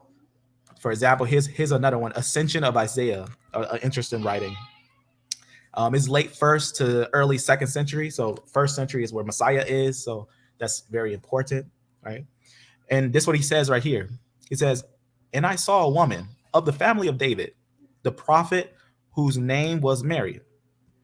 And she was a virgin and was betrothed to a man whose name was Joseph, a carpenter." So look at that, 1st, 2nd century. We already know that these individuals exist, and individuals are writing about them. Like, you need to first understand the concept of Christ's coming and the factual evidence that indeed this was something that people were speaking of. And even the arguments against it was happening already. And he was of the seed and family of the righteous David, right? Because the woman's seed, right? It still counts as a seed. And also from the fact that he will come from God himself, who is blessed, right? David of Bethlehem in Judah. And he came into his lot. And when she was betrothed, she was found to be pregnant.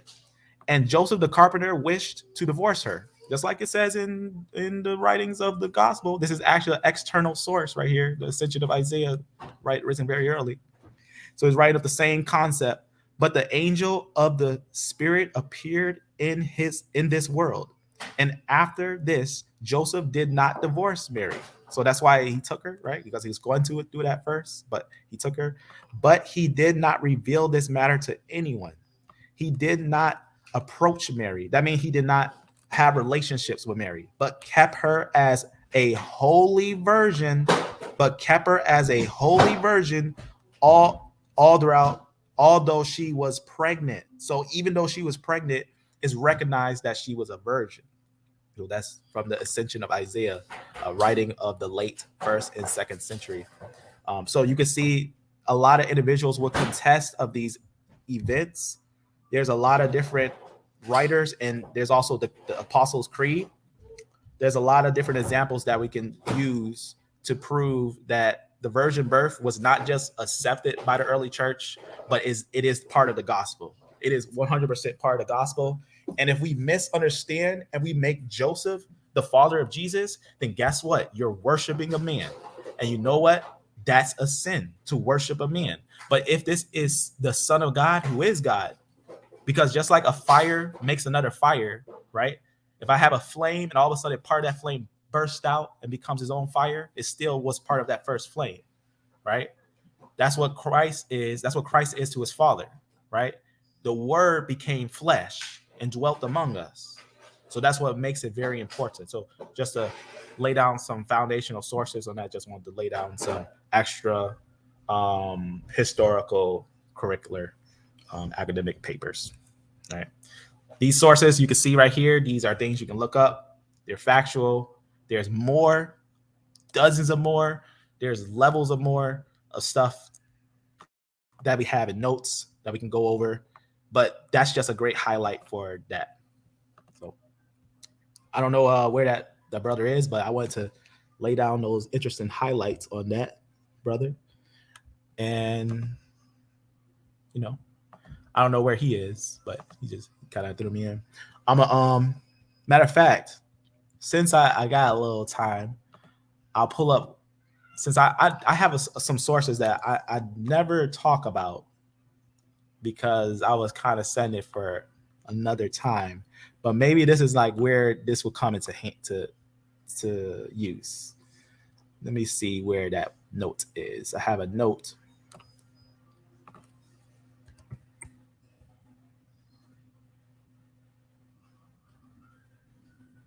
Let me see if I can pull that up here. I'm just making a note for later next week to go over the historicity of Abraham and all the way to the Israelites rising up and everything. But let me pull up this little interesting note that I think is interesting until he comes back or wherever he's going to do. But let me point out this little one, right? One of these. I got to think about where is that. Let me just think here where it is. I got to think here. Because let me see, I've got a process in my mind because this is a note with a couple different sources. I gotta probably scan through. I'm gonna just because it's not too old. I just forget what the title was because it's been a while since I got on that one. But it does touch on the same matter that I think is kind of interesting. Here it is. Jesus, Word, is Spirit. Now I'm gonna point out some interesting thing I think is, but it may be a little different, but it's going to be some interesting little highlight. Now, this is just something I was kind of writing down because I figured that the scripture was basically illustrated that, you know, when Israel was selected, Christ was with them at that time, based on Corinthians and a couple different places that apparently Christ before he entered the veil of flesh was there with Israel for a long time. He was the rock that was with them, even the one that brought forth the water to them. But let me go to a highlight here that I think is really interesting to point out over here.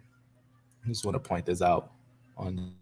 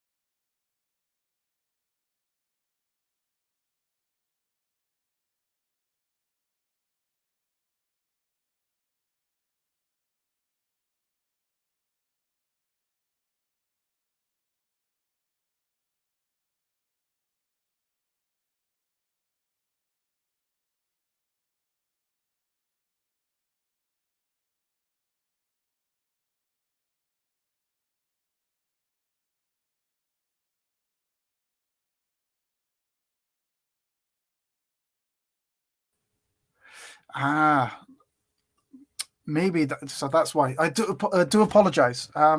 So sorry. Okay, sorry, Lion Farm. I put you on mute a second there because I was trying to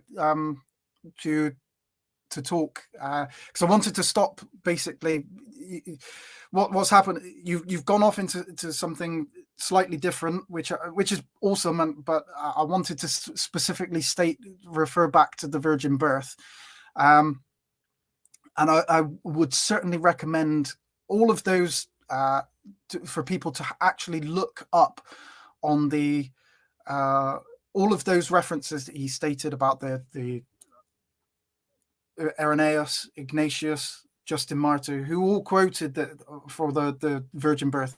We have masses and masses of attestation for the early church fathers believing in a virgin birth. So, which obviously the thing is with Tovia's argument against that is that it's not specific to. He's not going to worry about early church fathers who are believing in the virgin birth because they are Christians and Christianity does accept the virgin birth. So it's he's going to basically reject all of the argumentation of the early church fathers based on that. I don't know if you heard what you've heard, Lion, but I stopped. I put you onto to mute because I wanted to get back to specifically the virgin birth side of it and continue on to that. And I was talking and you couldn't hear me because I had myself on mute and I didn't realize it. So I do apologize. And it was only later I actually realized that I was on mute. So no, I was just buying. Yeah, I apologize for cutting you off. But yeah, so we know that the early church fathers, and there were so many church fathers, as you pointed out. Now, on my website, www.followingtruth.com, I have a lot of early church fathers. Do you have somewhere where people who might be watching that would be able to access what you just presented as well? Yeah. What I'll do, I usually post because they're like Evernotes. I usually post the notes in videos, but I'll just give it to you, and you can like post it in your description. But the quote I was going to read, because it's kind of is touching on what we're touching on, is a little later. Is a little later quote. It's from Saint Cyril of Alexander. I don't know if I said it right. Cyril. Yeah, Cyril of Alexander. Yeah. Cyril Alexander. And this is what he says. This was kind of interesting. I'm just going to read the quote. It's a commentary on Genesis. He says, "At the end of time, our Lord Jesus will be reconciled with Israel, his ancient predecessor, just as Jacob kissed Esau after his return from Haran. No one who listens to the words of Holy Scripture can actually doubt that with the passing of time, Israel will have to be received again into the love of Christ through faith.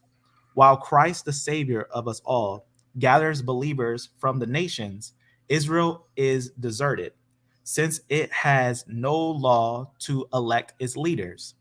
It cannot offer to the divine altar the sacrifices prescribed by the law," which also I know this because we just was pointing out how they found those heifers, and they're talking about they need to prepare those ashes of those heifers because they're ceremonially unclean. So this is what it's saying. It's basically like because of the fact that they don't have all those things, they can't even set anyone up. It says it therefore awaits Christ's return from his action of converting the nations, so that he may receive it as well and unite it with the law of his love to the others. See how Jacob, who rejoiced in the generation of his children and his numerous herds and sheep, came back to Haran and received again Esau into his friendship. In the time, Israel itself will be converted after the calling of the nations and will admire these riches in Christ. Amen. I just wanted to say that because that kind of goes with it too. It just lets you know that what happened, because that matches exactly what Justin Martyr was saying, is that the Jews, they try to teach that there was no virgin birth. They try to teach something else because they also were saying that remember that was that saying where it was like, isn't he the son of Joseph? Like, and his brothers, aren't they all with us? And he's like, where did he get all this knowledge? You know, when he talks about the acceptable year of the Lord. And then they get all upset with his first actual speaking to the people. But really, we all know is that just like the whole church understands that Christ is born from a virgin, right? Yeah, and the reason, obviously, the Jews, they've had to change the belief and claim that this wasn't a fulfillment of Isaiah 7:14, because it basically, if they can disprove that, if they can use that against Christianity, it disproves Christianity. It makes Matthew, a liar, as Tovia actually stated in the video. Christianity falls apart if Matthew is lying there. Now, something what you said, and I'm going to bring up. Let me remove that. Sorry. Feel free. I'm going to remove yours, and I'm going to share my screen again. And so, right. So, is that the one that I want? No. I really, really need to get better at this presenting on here. Right, share my screen, and I want which one do I want? That one, I think. Okay. And if we go to what you were just saying there, I'm going to go to Luke, because when you stated that they were saying, "Oh, is this not the carpenter's son?" and everything. Mm-hmm. When we go to Luke's genealogy, to Luke and his genealogy of Jesus, that's one of the things that he actually points out in that genealogy, is that it was assumed the supposed son. You know, it's the supposed. It's not really the son of, but he's saying this is what people were saying. They thought that Jesus was the son of Joseph. But it's only supposed. It's not the actual son. All the rest of them in that genealogy are the son of, the son of, the son of, the son of. But only when it comes to Jesus and Joseph does Luke insert that little specific statement of "as was supposed the son of," in order to actually distinguish between the son of and just somebody that was thought to be the son of. This is true. Yeah, I like what you were saying there about the Jews in there. Yeah. Okay. I don't know what you want to do. Whether you want to continue on just discussion, or whether we could go back to if you want to. I think you still was finishing that video, or did that video finish? I think that specific one, yeah, that one finished. Okay. I've got other ones where obviously there's different argumentations that Tovia. That specific one was down to basically to his argumentation of why Alma is not a virgin, and why virgin is an incorrect translation. And isn't that interesting how Justin Martyr in the second century literally wrote that's what the Jews were saying. They said that you say that it actually means young woman, because that's what he was saying, is that he was saying that virgin in a sense can actually be translated to woman and used as a young woman or a maiden. Yeah. But he's making it clear that there's sometimes words that can be used in multiple ways, but he points out the fact that even the uniform agreement is that phrase is actually used for a virgin.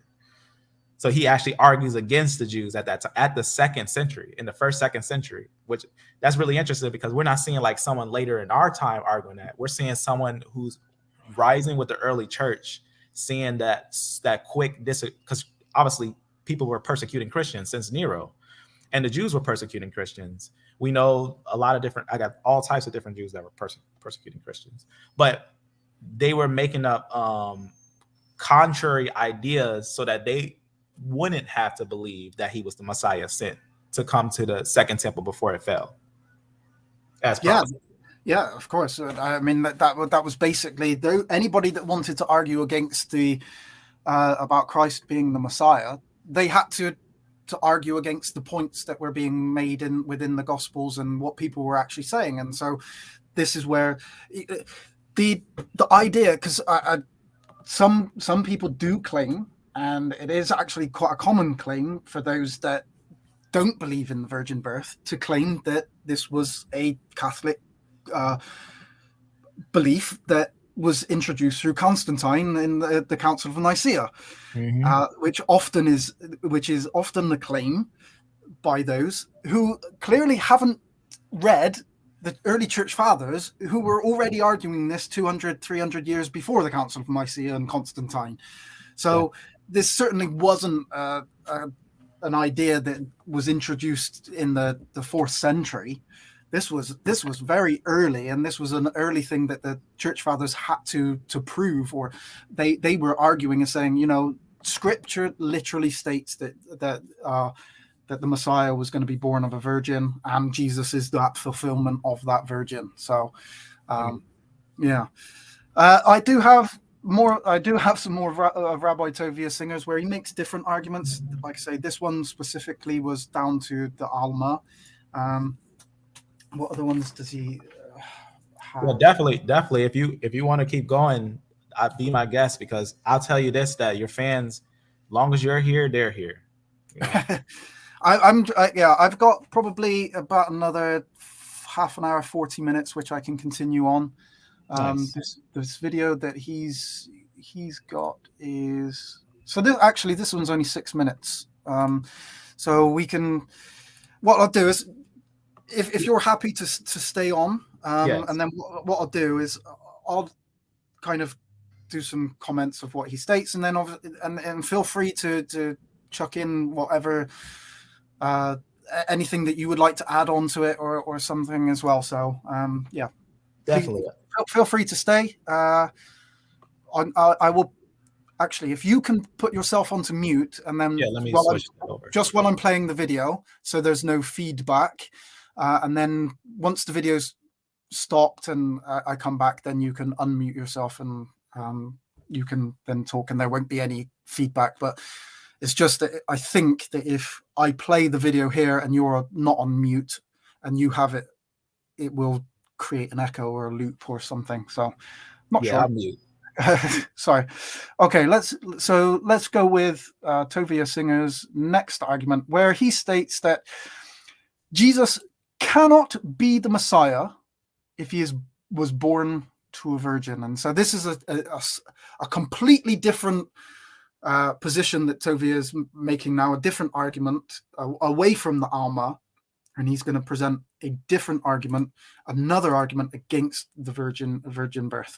Let me then go into something that came by the Christmas season. And obviously, many people will be asking about Isaiah chapter 7, verse 14, correlating to Matthew 1:23. But one of the critical things that is raised is that this refers to the virgin birth, and then there is a reference to the lineage of Joseph, with an attempt to attach that to Jesus, to the Davidic lineage. How do you see this, where if there is a lineage, does that mean there is no virgin birth? If there's virgin birth, there is no lineage, and you can't have both of them? And how do you actually ascertain Jewish lineage in the first place? Because at the end of the day, if Jesus is born of a virgin supernaturally, would he then be viewed as somebody who has a lineage to David? You're raising a question that's so plain that people frequently miss it. The church initially does not adopt the notion that Jesus was born of a virgin. We could see that from the earliest writings chronologically in the New Testament. So Paul either didn't think it was important enough to mention that Jesus was supernaturally conceived, or really, a lot more likely, he didn't know anything about a virgin birth. The earliest Can I say something real fast? So Yeah, of course. That's where I was going to stop it, and we straight into into discussion on that specific argument. Yep. Point you made. Yeah. So I'll say something real fast, and I'll let you say something. So right off the bat, he makes the classic error: is an absence of evidence argument. So because Paul directly didn't say that Jesus was born of a virgin, he's discrediting the fact that Paul recognized the gospel and recognized that Jesus was indeed from a virgin. For example, Galatians, what he completely blankly ignored is the writing in Galatians that would completely show you that not only is Messiah from the virgin, but we know that he's from the tribe of Judah. But he completely just skips over that. But I want to read something real fast, because what's interesting is Justin Martyr was having a conversation with a Jew. His name was Tripo. And this is what he literally writes what Tripo says. And what's interesting is almost close to like what he's saying there, but a little different. I'll save it for a little later when I point it out. But I just want to point that out, that he's making an absence of evidence argument, saying that because Paul didn't say that he was born of a virgin, then no one else said he was born of a virgin. But just like how we showed, early church fathers in the 1st and 2nd century, disciples of the disciples, said that he was born of a virgin. So it was kind of like one of those things that it was agreed upon. Yeah. But I don't know if you want to go over that verse in Galatians. Yeah. Paul does say that. Go ahead. Yeah, he literally states that Jesus was obviously of the tribe of Judah.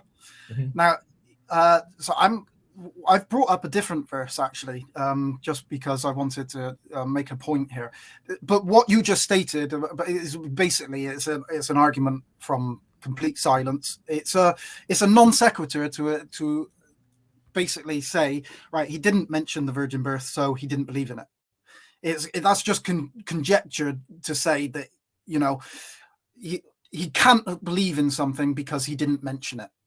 I mean, Paul doesn't mention that Jesus was in front of Pilate. He doesn't mention the feeding of the 5,000. He doesn't mention that he was baptized by John the Baptist in the river of Jordan. Doesn't mean that he didn't believe in any of these. He just, in his specific writings, he is making an argument of a risen Christ. That's what Paul is making an argument specifically. But to say that, to jump to that conclusion anyway is a strange thing to say. And as Doki actually states in there, it's like Tovia Singer is getting desperate, and that is a desperation. But if we go to Galatians 4:4, which I brought up onto the screen there, Paul, who was a Jew, he claimed to be a Pharisee or an ex-Pharisee, literally states, "But when the fullness of time was come, God sent forth his Son, made of a woman, made under the law." Now, okay, he's not stating that this is a virgin birth, but if the Father was so important and to the Jews here, and that he needed to make sure that, because as you state, he says that Jesus was of the tribe of Judah. If Paul needed to connect Jesus to Judah through the Father, he makes no mention of that at all. The only mention he makes is to the woman. And so Paul is actually, while he may not be quoting the virgin birth, I actually think that in this verse, he is alluding to it. He's making it known that that Jesus is born of the woman, not of the man, not of the Father. Definitely. And so I think that in this verse, that's what he is actually making an allusion to anyway. And I want to just read the verse 4 and 5. It says, "But when the fullness of time was come," right? So it's saying that a time appointed, "God sent forth his Son, made of a woman, Yeah. under the law to redeem them that were under the law, that they might receive the adoptions of sons. So why would, if God sent his son, why would he also need to adopt individuals if they're already supposed to be his sons? So that's what's interesting. Exactly. Yeah. Yeah. They need to be adopted into Christ. That's right.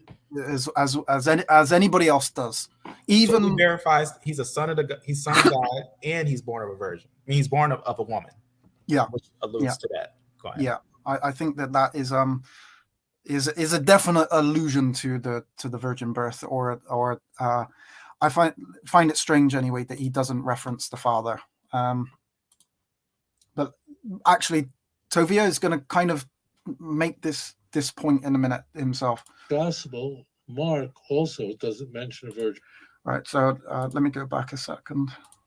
Mark also doesn't virgin birth. The earliest gospel, Mark also doesn't mention a virgin birth, in truth, because neither the author of Mark nor Paul believe that Jesus was born of a virgin. We only have 2 books in the Christian.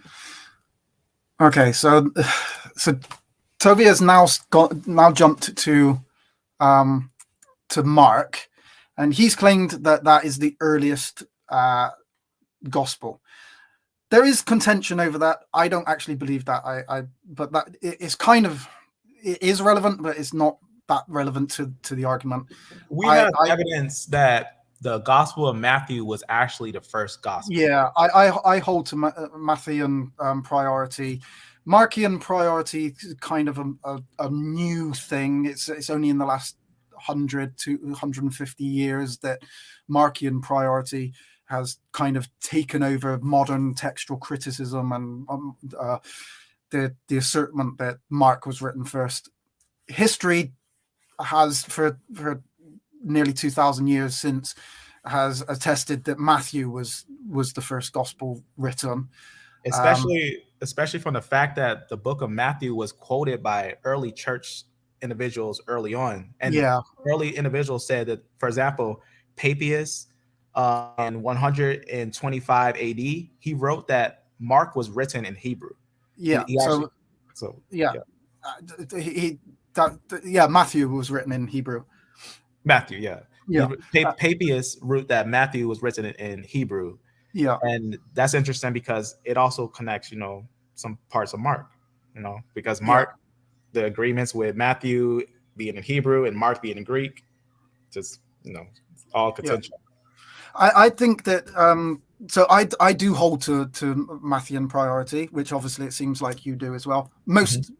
I think most modern scholars are going to disagree with that. They're going to say that Markian with priority, and basically what Tovia Singer is doing is he's just following along with modern scholars, and he's just basically using them. He will use basically anyone that he can grasp hold of in order to make an argument that he wants to make. So that's the cherry picking of what he actually does, and there's so many occasions when he will actually kind of like jump on somebody in use for a proof that actually in another place totally argues against him in something else. So he will use who he wants to use for whatever specific reason he can get out of it.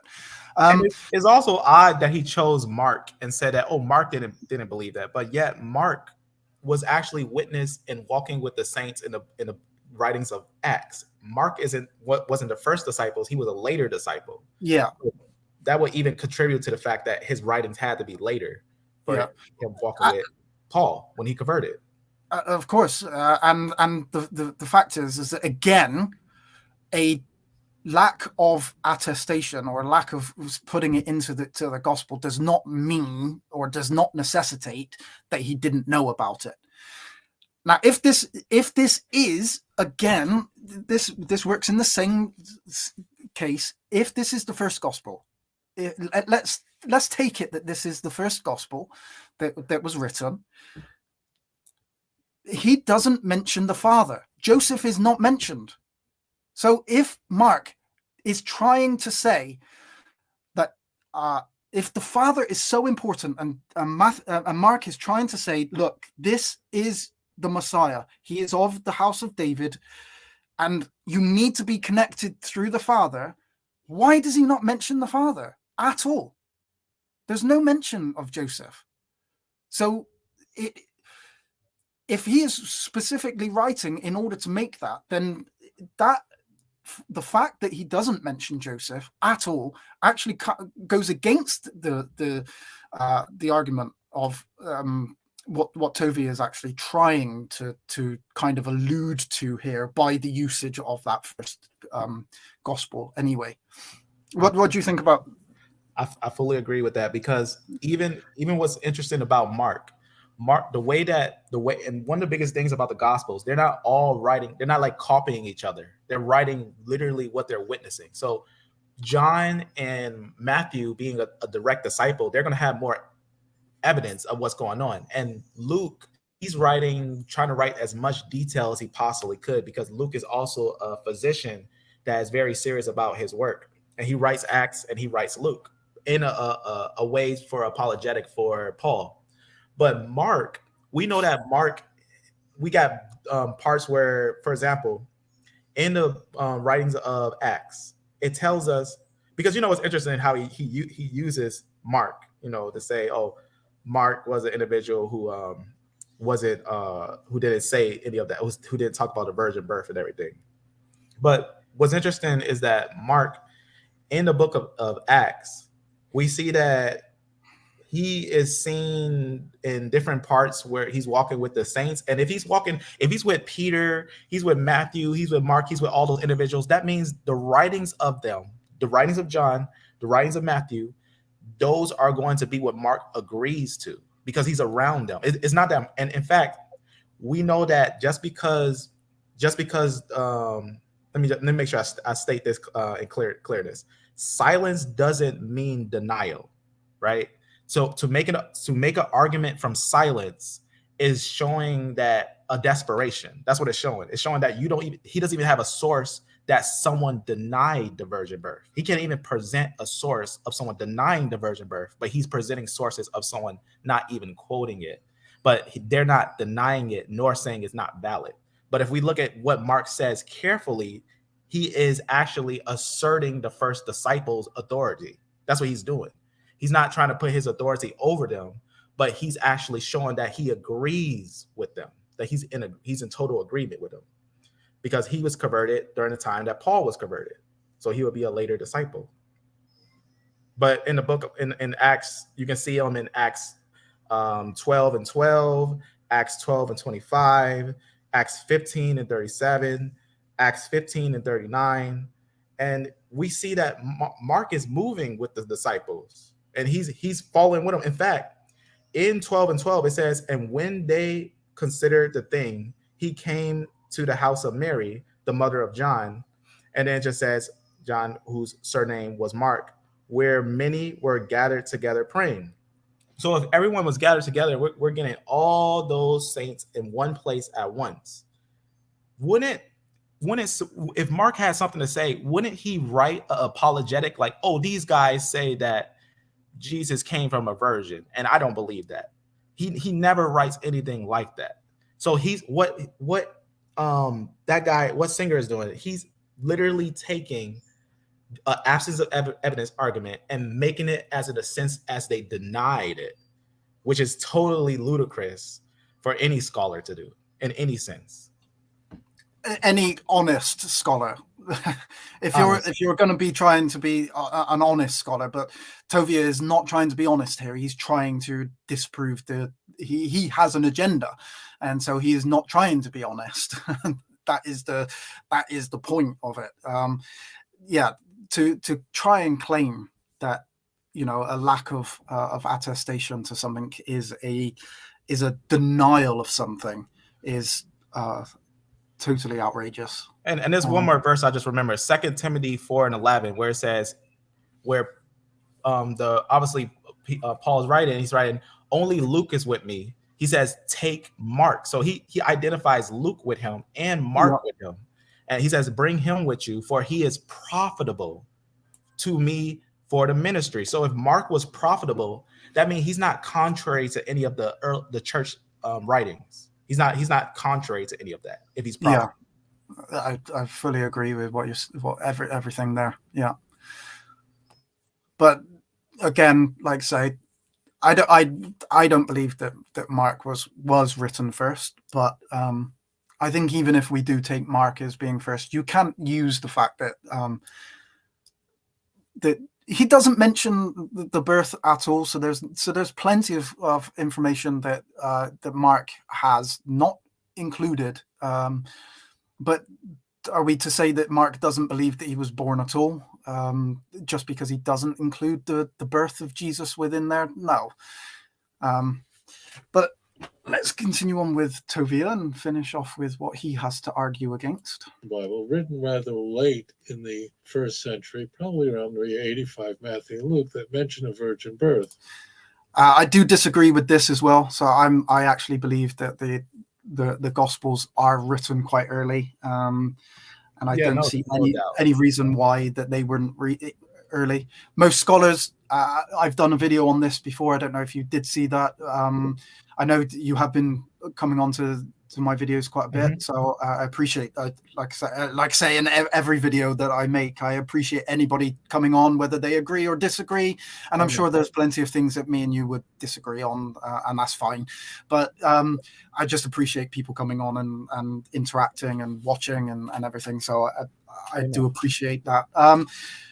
But I agree too. I agree that, I mean, seriously, what scholar could deny the historicity of Christ? I mean, at the time of Nero, there is no doubt that there were no Christians in the Bronze Age. I mean, in the BC time frame. There's no Christians in the BC time frame, but they pop up in the first century. And that's when we first get the first persecutions of Nero on the Christians. And their doctrine is without a doubt that they believed in Christ who resurrected from the grave. 100%. And the whole shebang of it, the whole 9 yards. Yeah. Well, you've still got those people that deny the writings of Tacitus and Josephus and Pliny the Younger and say that they're all later interpolations and that they didn't actually mention. So yeah, I think these are people in desperation in order to try and disprove Christianity, and the devil comes in many different forms in order to deceive. And I think that those are definitely deceptions. But yeah, going back to he's stating that the gospel of Matthew and Luke, or specifically those two gospels, are around about 85. As I stated in my videos on the dating of the gospels, I think that one of the main arguments of the reason why they are dated so late is because they prophesied the temple being destroyed. And of course, Jesus could not have done that. So they must be written after, and that they have then been retrospectively put those words back onto the lips of Jesus in order to make it seem like it's a prophecy, because obviously Jesus is not the Messiah, he's not the Son of God, and so he couldn't have prophesied. That is their main argument for that. Apart from that, there is absolutely no reason, in fact, there's no reason to deny it, and there are plenty of reasons to say that they were actually very early. Yeah, and even possibly even Paul alludes to the Gospels, and so I mean, we also got hostile sources like Pliny the Younger. Pliny the Younger from 61, which was before the temple falling, to 113 AD. He says this. He says the Romans. He says this. This what he says. Who like friend Tacticus had supervised trials of Christians. He says Tacticus, who was a leader of the Romans, had trials of the Christians. And this is an external source. This is a Syrian. This is Pliny the Younger. And he says that Tacticus had basically supervised trials of Christians, documented that early Christians believed Jesus to be God, and they observed a strict moral code and gathered regularly to worship. Their gatherings included song and the sharing of a meal. That's literally what Pliny the Younger says, quote unquote. And that just matches exactly with also the first century writings of the Didache. The Didache also contest of these same practices. So to deny that the early church or the early writings or those writings of the Bible aren't early, not only do we have witnesses outside the Bible contesting that it had to happen at that time, but we also have the factual evidence that Christians were writing these things at that time. So it's interesting how he concludes that it would be so late, but rather it would be rather first century that Christianity shows credence that it had to be in the first century.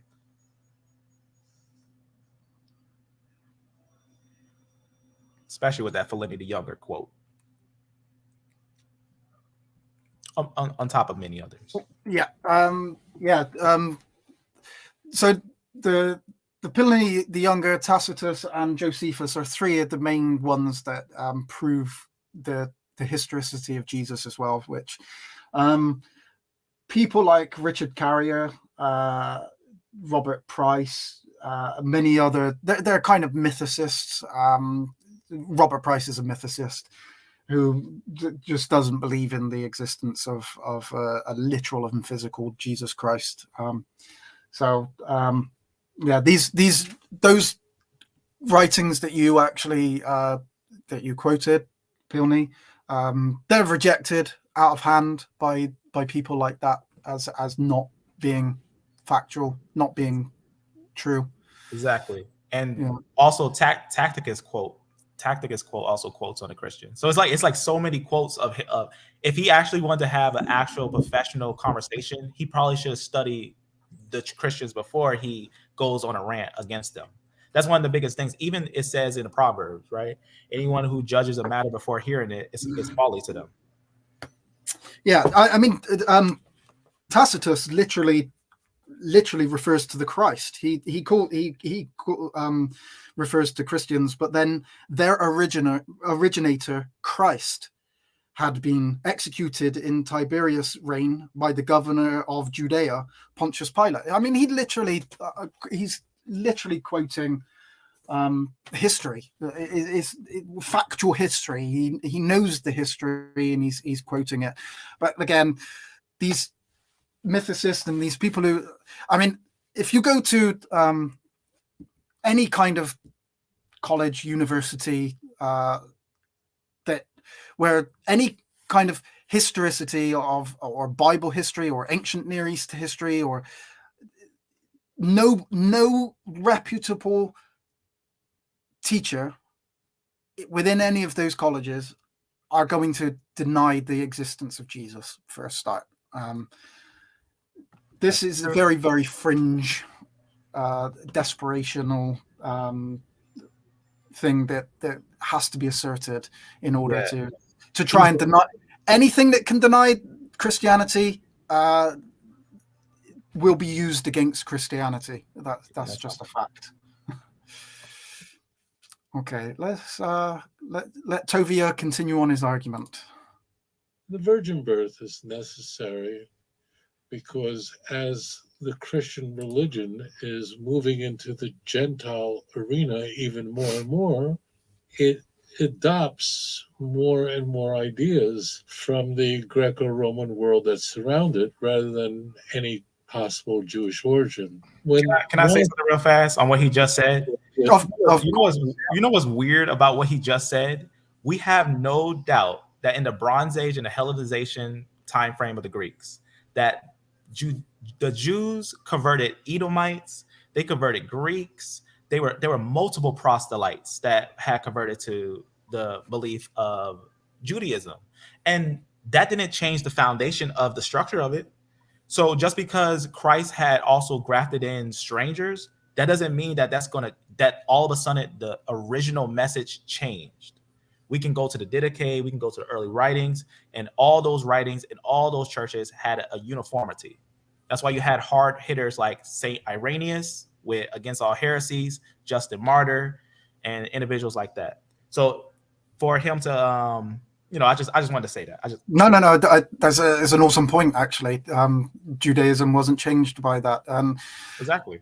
And I might do it. In fact, actually, I probably will do a video on the the differences. I want to go and do a video on specifically on the book of the Two Babylons by Alexander Hislop. I don't know if you've read that book. I have not. I recommend getting that because it's typing it down right now. Yeah, it's The Alexander Hislop, The Two Babylons. It is in that book in 1852, 55, somewhere around about that kind of time, that Alexander Hislop makes all of these connections between all of these ancient gods and the Christian God and everything. And all of these links, this book, yes. I haven't seen this book in a while. It's very pseudo. Yeah, and the argumentations are just so wild inside of it. And when you get, Horus being born of a virgin and all of these other gods and goddesses, this is where it comes. Anybody stating that, this is where it comes from. And that I don't know if you've ever watched the video Zeitgeist. I've seen a little bit of it, but yeah, there's a lot of argumentation in there that is basically just grabbed hold of from Alexander Hislop, and he makes lots of claims inside of there. So the virgin births of other faiths are not the same as in Christianity, and most of them actually, while there were the ancient religions with Horus and Isis and Osiris and everything like that, it's actually after Christianity where those specifics of that story start to enter into the story. They didn't exist. That's important. What you're saying is right. What you're saying is right. I just wanted to say, you're talking about, like, when you say Hermes, you're talking Hermes Trismegistus, which is actually from the Gnostics. So the original Hermes of the Greeks didn't have like that concept of the virgin birth, but when the Gnostics picked it up, which were a Christian set that was basically into paganism, they decided to take that Hermes and merge them with the individuals of Egypt. That's why you get Hermes mused with Thoth, which is actually Hermes Trismegistus, which is actually a later second century, third century concept that wasn't in the early church, but came later when the Gnostics and other groups started to make that concept, quote unquote, concept of Hermes. Actually did a direct live on that concept, because there was an individual that was using exactly that to say that Christ was made up. But so you did a live on that? Mm-hmm. I got a whole playlist. Okay. Can you put in the into the comments a link to your live? Yeah. Because I think that anybody that might be following me could be interested in your what you present as well, because I haven't specifically done a video on that, but if you've already done one, that would be interesting for anybody, maybe interesting for somebody who's watching or watches in the future, that they might want to actually jump on that. So if you put that into the comments, but yeah, if you all of these and when it comes to like the virginity of some of these goddesses as well, they remained technical virgins after they had sex. They were still called virgins, but that's not the same as the concept of Jesus, because we're only talking about the virginity of Mary up until the point where she has sex. Jesus was born of a virgin, but we're not believing that Mary had sex before that and still remained a virgin, a perpetual virgin in that sense. These there were I forget the names of them, but some they washed and became back a virgin and stuff as well. They bathed in the river and they became a virgin again. These are not the same concepts of what the virgin birth in Christianity is.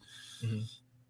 Sorry, and also, the weird thing is that he uses synchronisms as a way to try to debunk Christianity, to say, because they had pagan connection, some small minor synchronism or similarities to other pagan things. But what's interesting is, if you take the origin of like the law of Moses, it looks very similar to the law of Hammurabi of the Babylonians, that many concepts of Hammurabi and the Mesopotamian practices have a lot of similarities to the rise of the original biblical narrative. But that doesn't mean that the biblical narrative is taking it from those areas, even though there are synchronisms, though you can make those similarities of that law of Hammurabi and how he structured how those commandments were supposed to be.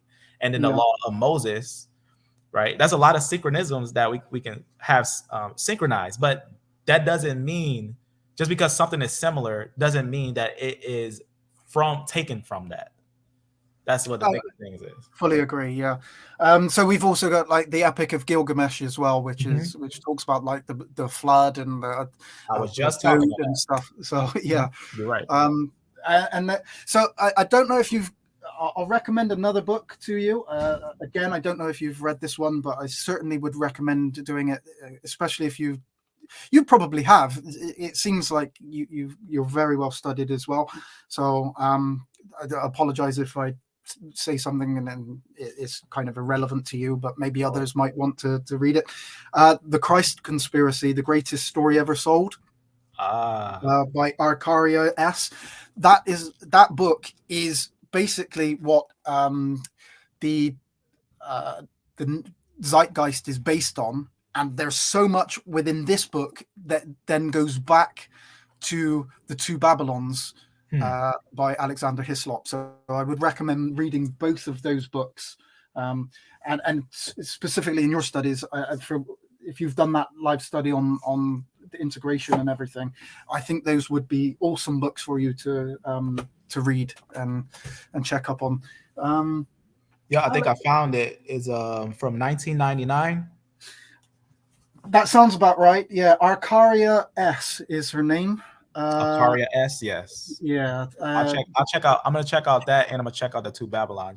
She's got a few books, but that one to me is that's the main one that she kind of got well known for, and that's the one that if you find kind of these arguments, especially in memes and stuff on Facebook, which for some reason people on Facebook believe that if they've posted a meme, they've posted evidence. A lot of it has come from that book and the Two Babylons as well. So yes, definitely gotta check it out. It sounds like there's this book that is easily debunkable, but it's called The Caesar's Messiah.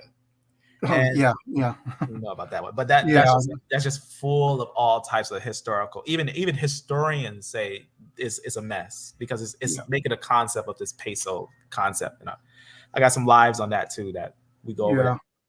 I've got it. I've started to read it, but I haven't read the whole thing because it's kind of like it's a waste. It's a waste. It's really hard on your head to actually read it because you think you just sat there going, "What is going on in this book?" Yeah, you have to literally be contrary of history because they claim that Christianity rose after 70 AD, but how can Nero blame the Christians, and how can multiple historians say that there was persecutions with Christians in the first century? So, okay, let's continue on with Tovia's amazing argument.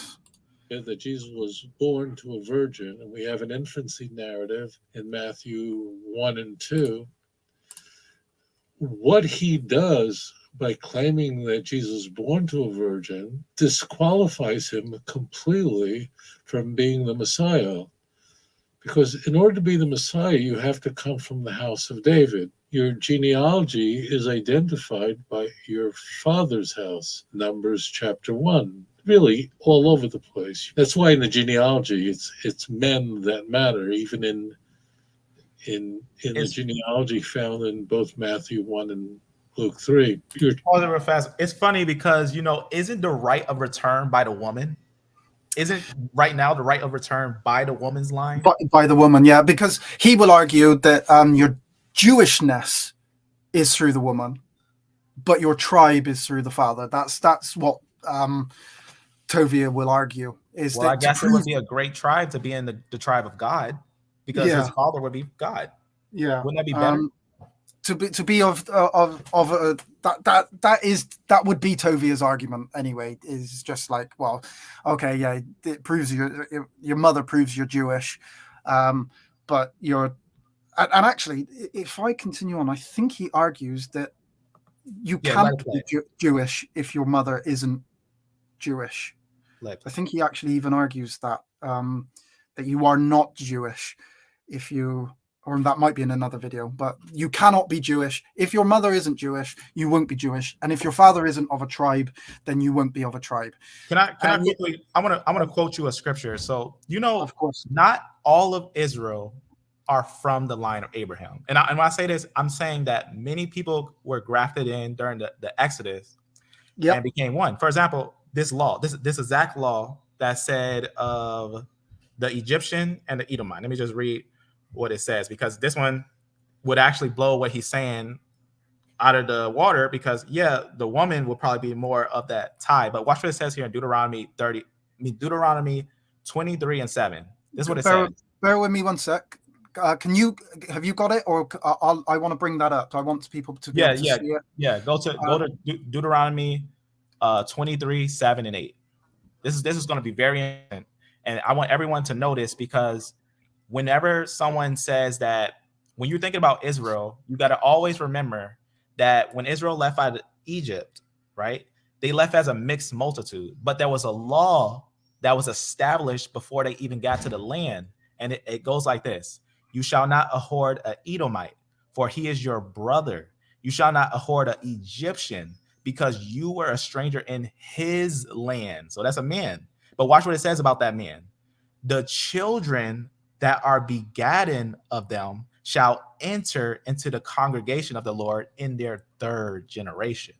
So that means that the concept that he's using, that only the Jews would apply only to that, just the father, would be thrown out the water by the fact that it's saying that a man here from Egypt and Edom would have been grafted in, and most likely because of that sowing in from the females, because they're being born out of the females, as it says, begotten of them. They're leaving with Israelite women. That's why we get examples of Egyptian men that were born from Israelite women. For example, the one that strove together, from the Israelitish woman and the Egyptian man, that was at the time of the Exodus, right? So his concept is kind of backwards, because he knows it himself that the right of return is quote unquote by the woman. Yeah, what you just quoted there, those two verses actually brilliantly plays into an example that I want to use. So there are occasions, there are many biblical examples of where what Tovia states about the being of the tribe of Judah from your father and being Jew from your mother is factually incorrect. And what you just stated there regarding the Egyptian and the Edomite and everything, I'm going to now go to a verse in First Chronicles. And before you go there, are you able to make a mod, because you're gonna get these individuals that's gonna be posting their silly little advertisements and stuff. Oh, yeah, I got this. Just for the sake of the believers, so that they don't. I do. That's the second or third one that's been posted into there, and I do once I catch it, I manage to. They always target Christian. I'm telling you, they target my page when I'm live. They dump them down all the time. Yeah, I have removed a couple. But yeah, I don't. Let me get onto that. I don't know how to do it. So if I figure out how to create a mod, I will do it, because what you do is you click on someone's name in the comments, and you can basically make a monitorizer. How you say that? Like, you just click their name, and then it'll be like report block or monitorize, and you can do it. But okay, so you can do that in your time. Definitely, I will look into that, because that gets on my nerves when that gets posted in, and it's not very nice for, on a Christian site that it's specifically somebody's come in and posting stuff like that. If you need a suggestion, I would suggest Doki Doki Bible Club, because he monitorizes on the Young Earth Creation page, and he's pretty active I would say. Okay, and he is here quite a lot actually, and I appreciate Doki, not just in listening, but he comments as well. So I do appreciate Doki being here. Don't know it. Amen. He has been here during. I'm not sure if you are still here, Doki, but if you are, thanks for watching and continue on. I do appreciate it. And we may look into making somebody a mod. I might have to do that. Let me just go back to but thanks for pointing out, so I was able to remove that anyway. Right, so playing into along with this Deuteronomy passage that you just quoted, and you showed that thou shalt not have born an Edomite, for thou was a brother, nor an Egyptian. Right. Mhm. Now I'm going to go to First Chronicles, chapter 2, and specifically verses, where is it? 34 and 35. They says, right. So now Sheshan had no sons, but daughters, and Sheshan had a servant, an Egyptian, whose name was Jarha. And Sheshan gave his daughter to Jarha, his servant, to wife. And she bare him Attai. And Attai begat Nathan, and Nathan begat Zabad. All right? Okay.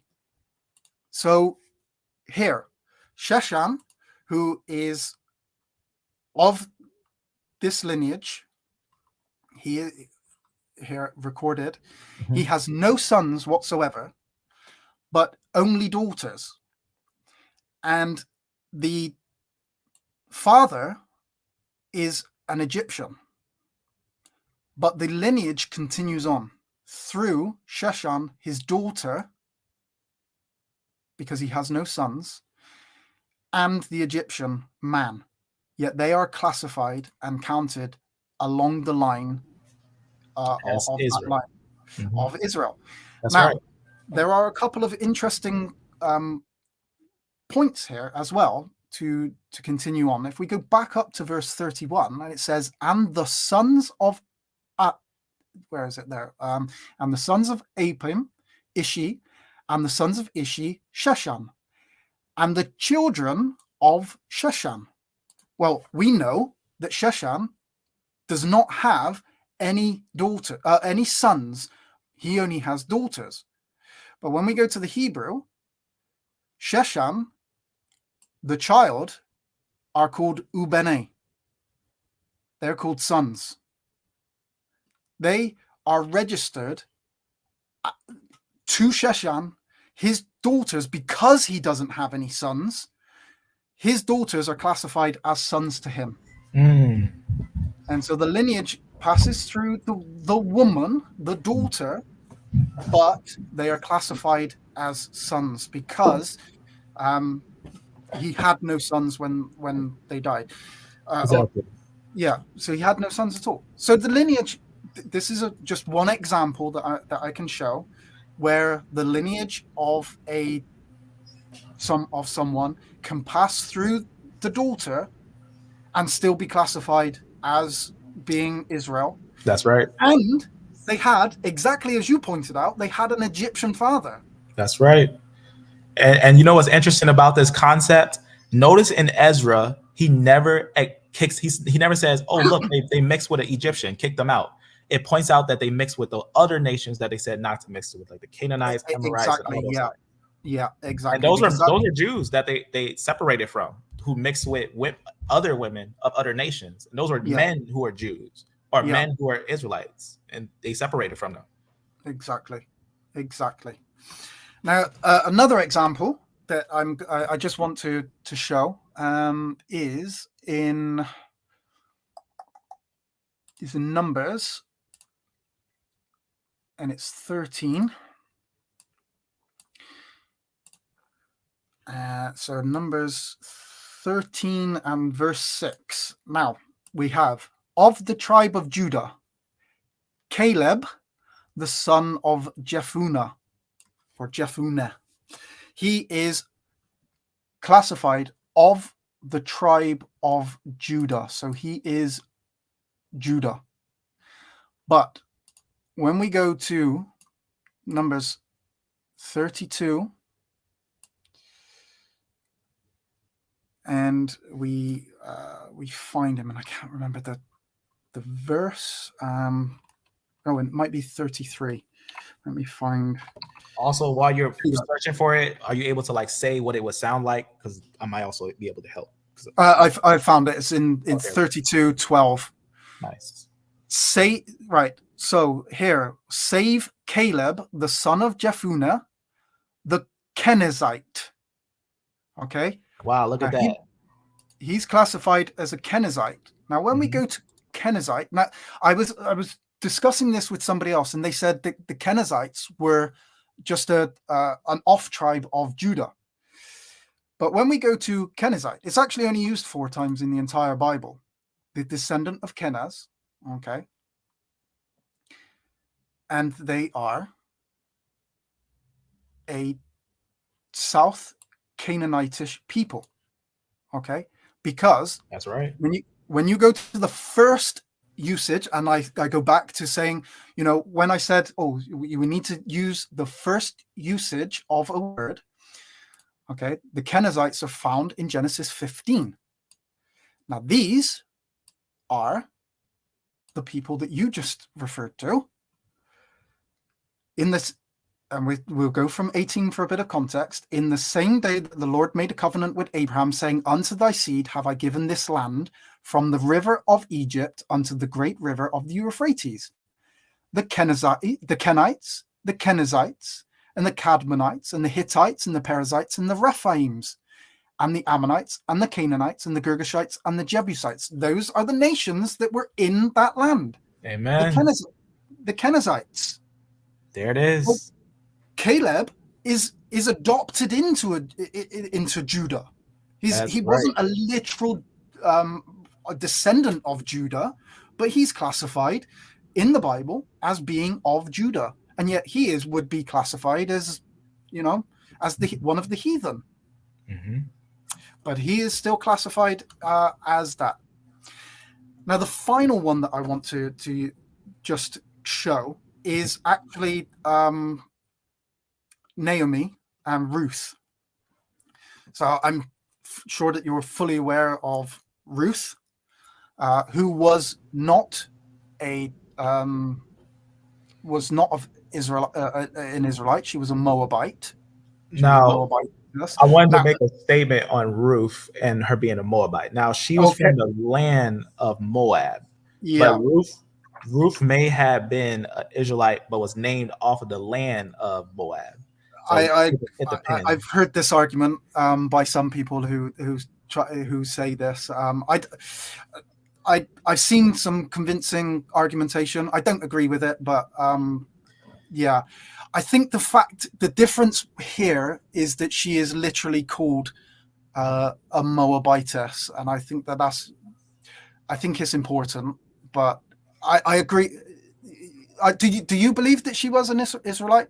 So I know she was a Shemite. She was of the descendants, like a woman of Shem. Like she would be like a descendant of Shem, because she's a Moabite, being from Abraham's other half. But Moabite, like, I'm not gonna get into it now, but it has to do with like the way that the map is arranged and then the way that it's phrased. But we could say technically she was called a Moabite, but most likely off of the fact that she was in the land of being a Moabite. Just like how, like, we know the Amorites and other ites and whatnot, a lot of them are actually blood descendants, but named off of the clans and the land. Okay. I don't think it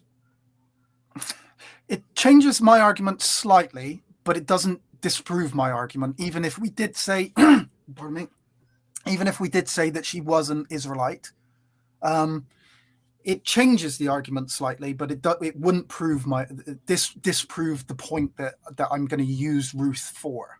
Mm-hmm. So I'm regardless, like I say, regardless of whether we say that she's an Israelite or a literal Moabitess, we can get into that on another thing.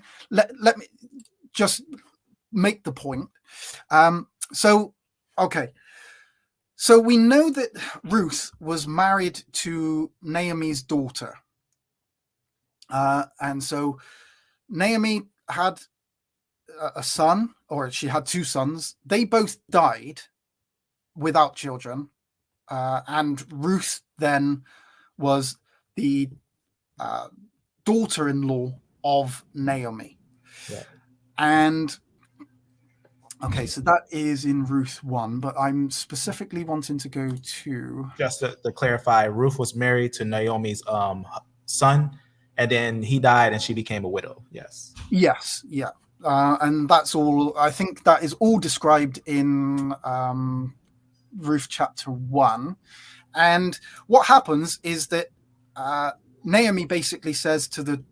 Because she has two daughters who are both... she has two sons, sorry, that are married to two Moabite, whether they're Moabites or Israelites.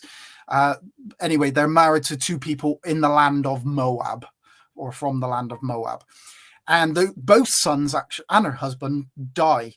And so she's left, and she's going to return back to her land. And she basically says to her daughters, daughters-in-law, go back to your land and find husbands from among your people. And one of the daughters-in-law says, okay, and off she goes. Ruth, however, doesn't do that. She says, no, I'm coming with you. I'm going to be, I'm going to be with you, and I'm going to stay with you until death, basically. And so what happens is when they come back to the land, we get this, what is called a Levirate marriage. A Levirate marriage is found in Deuteronomy 25 and 5. Just for those that don't know about a Levirate marriage. If brethren dwell together and one of them die and have no child, the wife of the dead shall not marry without unto a stranger. Her husband's brother shall go in to her and take her to him to wife, and perform the duty of an husband's brother unto her. Now, this doesn't necessitate a literal. It has to be a brother. It has to be a kinsman of that person, and that's what we're going to find with Ruth now, is that she is going to have a child with Boaz, and Boaz is of the lineage of Naomi's husband, and so he is of that lineage. He's a kinsman. He's a close kinsman, but he is of Naomi's husband, which means obviously he is relation of Naomi's son, who Ruth was married to. Boaz has a child with Ruth.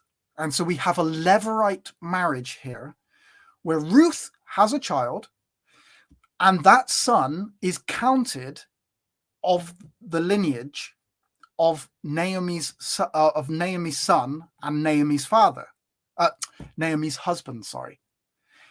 Even though Boaz is the father, technically the father, the lineage passes down not through a literal physical seed, as what Tovia would say, although they are of the same tribe, it's not a literal physical seed. And that child is going to be classified as being the child of Naomi. And we find that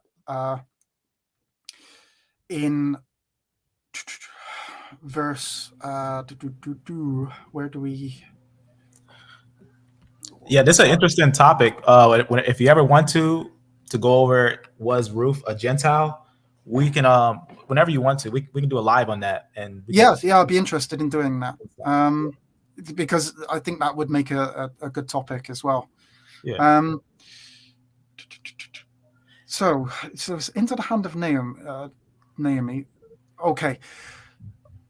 Because you know how it says, go back to your people. The same word that says your people is actually the same word that says your judges. because at that Okay. time was the time of the judges, and it's saying Yeah, yeah. you go back to your, instead of your people, go back to your Brings you judges. back to judges. Okay, that's interesting. That'll be something I'd definitely be interested in looking at. Yeah. But in verse 16 and 17, it says, "And Naomi took the child and laid it in her bosom and became nurse unto it.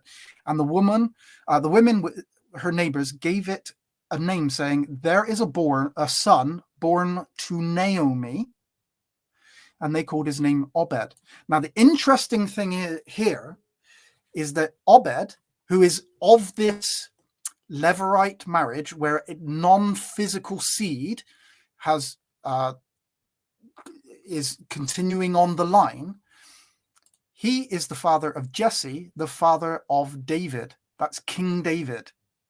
King David had a Levirate marriage inside of his lineage, you see.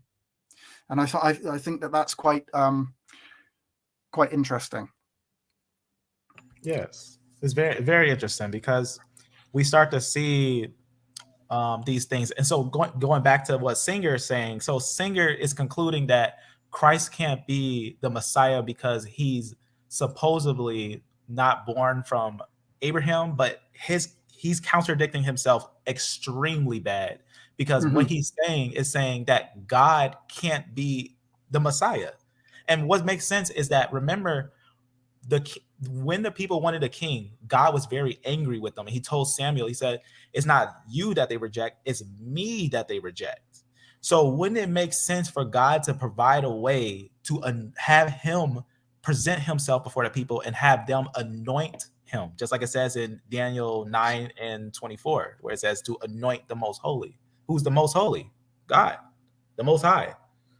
So him being one with God, that's why it says with Christ, it says he didn't think it robbery to make himself equal with God, which, looking at the whole understanding, for Singer to say, oh, he can't be the Messiah because he's the Son of God, would be ludicrous. Yeah, And he's like to claim that the lineage that Jesus is disqualified from being the Messiah because he is not he doesn't have a father who is or a literal physical father, and so he can't have a tribe. Well, I mean, there are so many, like I've only given 3 examples. There are 3 different types of ways that that somebody is classified as of being of a lineage of something where they don't have the literal physical father passing that down. And so it's kind of a redundant argument by Tovia. And he does try, in one video, he actually addresses, there's only one video that I actually have found where he addresses the daughters of Sheshan. And he makes some very, very strange argument against that. Maybe I'll try and find that. But it's a very strange argumentation that he makes against that one. But when we go to the lineages of Jesus in Matthew and Joseph, Matthew and Luke, I think that both of those, and I haven't got that much longer now, probably 10-15 minutes. But when we look at those, we'll actually see that both of those are actually are saying that Joseph is not the father of Jesus, and that is the reason for his for them. And I think Tovia in this video states he questions why Matthew would write his lineage if he wasn't saying that Joseph was the father. Correct. Let's see it. Let's check it out. Yeah, I'm not sure if he makes that point in this Tribe video. identity is passed on in a patrilineal column. Mothers don't matter in this regard. So by claiming that Jesus lacked a human Jewish father, it raises staggering problems. Number one, he can't trace his genealogy back to King David. He can't, because the genealogy that we are served up in Matthew chapter 1, essentially the first 16 verses of the book of Matthew, is the genealogy of Joseph, not the genealogy of Jesus. because Jesus was born to a virgin, then Joseph wasn't his father and could not convey the Davidic house. So whatever you want to think of the genealogy we find in Matthew chapter 1, and it's very problematic for other reasons that are beyond the scope of your question. I just want to say, can I say, I'm gonna say something for 5 seconds, real fast. Yeah, of course. In the original, because remember how I pointed out how Matthew is Hebrew? In a couple of different copies of the book of Matthew, is actually recorded that when it says Jesus, the son of Joseph, rather is saying, it actually says that Jesus will be the son of Mary from Joseph, the father of Mary. That's actually, few people know that in the Hebrew copies, in the found Aramaic copies of Matthew, there's evidence that the early ones read Joseph, the father of Mary. So that's just something I want to throw out there. We did a whole live on that, on the evidence of those things. Go ahead. Okay. They're very striking. But what is germane is that we are told by Matthew that this is the genealogy of Joseph, and Joseph was not the father of Jesus. Joseph's genealogy then is not relevant. That is a huge deal. That's massive. And that's what happens. You get into trouble when you claim more and more. When you as I thought, he actually says, like, what's the point basically of having that genealogy there, because it's of Joseph, and my argumentation against that, my reasoning behind that is that actually Matthew wrote his gospel in order to prove that Jesus wasn't. He wrote that lineage in order specifically to prove that Joseph wasn't the father of Jesus, because he is writing to Jewish people, and that's his point. That's what he wants to make, what he's trying to convey. Joseph is not the father, and that's the reason why the lineage was there. Now, I don't know whether you subscribe to the Jeconiah curse, or whether you think that was reversed, but yes, that curse was on him. That curse stayed on them till they died. Yeah. So when we go to let's bring that up.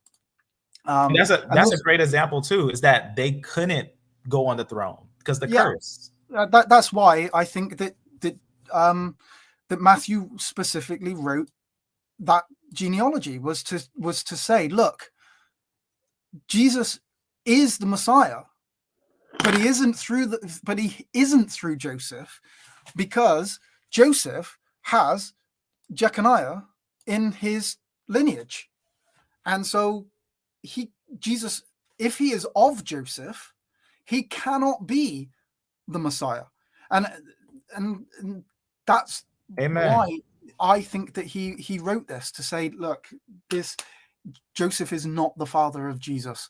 And for anybody that doesn't know the curse of Jeconiah, I can't remember. I think it's in Chronicles. Do you know the verse specifically? Yes, I have it written down. Pretty much, it's what it is in Jeremiah. Let me think what exactly how that is. How you say I gotta type his name down because I got it written down. Jehoiachin, just to show that, because that curse actually is important, because what you just said is exactly right. Is that Messiah couldn't be the Messiah if he was from the father's line of Joseph, because of the fact that the curse came down on Jehoiakim, which that specific curse, word for word, said that an individual from his father's line couldn't go on to the throne, like from the male's line of him, could not enter the throne. And that's key. That's like major key, because you can't go against what the scripture is saying. You know, what God said is what he said. But that's in let me see, where is that? Right here. It's in exactly Jeremiah 36 and 30. Jeremiah 36 and 30. And this is what it reads. It reads basically, therefore, thus says the Lord, of Jehoiakim, king of Judah, he shall have none to sit upon the throne of David, and his dead body shall be cast out in the day to the heat and to the night of the frost. And we know that literally it's recorded that Nebuchadnezzar came there and he took Jehoiakim and threw him off the walls. And Jehoiachin, his son, saw that, and he reigned only 3 months and then rebelled. So what he said literally came to pass almost right after that event. Yeah. And so I don't think that because of that, the lineage in Matthew is not irrelevant. It's really important because it disproves Joseph specifically for Hebrew readers, for those Jews, that Joseph is not the father of Jesus, and that's really important. So it makes sense that Jesus literally is the Son of God, who is God, having the people anoint him. So he has appointed himself to be anointed. That's what it is. And there's a scripture even in the New Testament that says that there will come a time when all power will even be given to God, that even the Son will be in subjection to God. So all power will be given to God. So the whole concept was that the word became flesh to bring the people to God. Okay, let me continue on. Otherwise, we worship him a man. Which I've got 5 minutes left. Let's play this to the end and see. I'll play. So this is there's 2 minutes left. I'll just play the video for the last 2 minutes. Yeah. And then we'll comment. Close up and just inculcate ideas, pagan ideas, the idea that the mother of God or the mother of the Savior could not have conceived through a natural means, which is widely known in the Greco-Roman world and beyond. It's everywhere. But the moment you do that, you just utterly sabotage any claim to messiahship. And then why give us the genealogy of Joseph? And what is the opening passage of the entire New Testament? This is the genealogy of Jesus Christ, son of David, son of Abraham. I did pause it. I did say I was going to play it all the way through. Genealogy is actually incorrect. It should actually be generations of rather than genealogy. Amen. So that's actually an incorrect rendering. But that was when Tovia made the specific argument. What's the point of that of Matthew of the lineage? And then it proceeds to give us a genealogy of Joseph rather than Jesus. So it's completely, utterly irrelevant. Specifically relevant. The genealogy is also heavily doctored. This is beyond the scope of your question, but it's heavily doctored, meaning names are extracted, are deleted, because the author of the book of Matthew, we don't know who wrote it, and people say they know, they don't know, but whoever wrote it extracted a whole bunch of names so that you can have 3 sets of 14. I write about this in volume 2 of Let's Get Biblical. So therefore, the genealogy is irrelevant. There is no prophecy about the Messiah being born of a virgin. Isaiah chapter 7:14 was completely molested. I don't know of another way to say it. These are not mistakes. That's what I want people to understand. Matthew did not misconstrue what it says in Isaiah. These were deliberate shenanigans. That means the Hebrew text was altered. It's not just the word virgin isn't there. Rather, the word Alma is there. The articles were changed. The name of the person or people who are to call him Emmanuel all changed. It's ripped out of context, but what we find in Matthew is scandalous. Luke is also very troubling, but in a different way.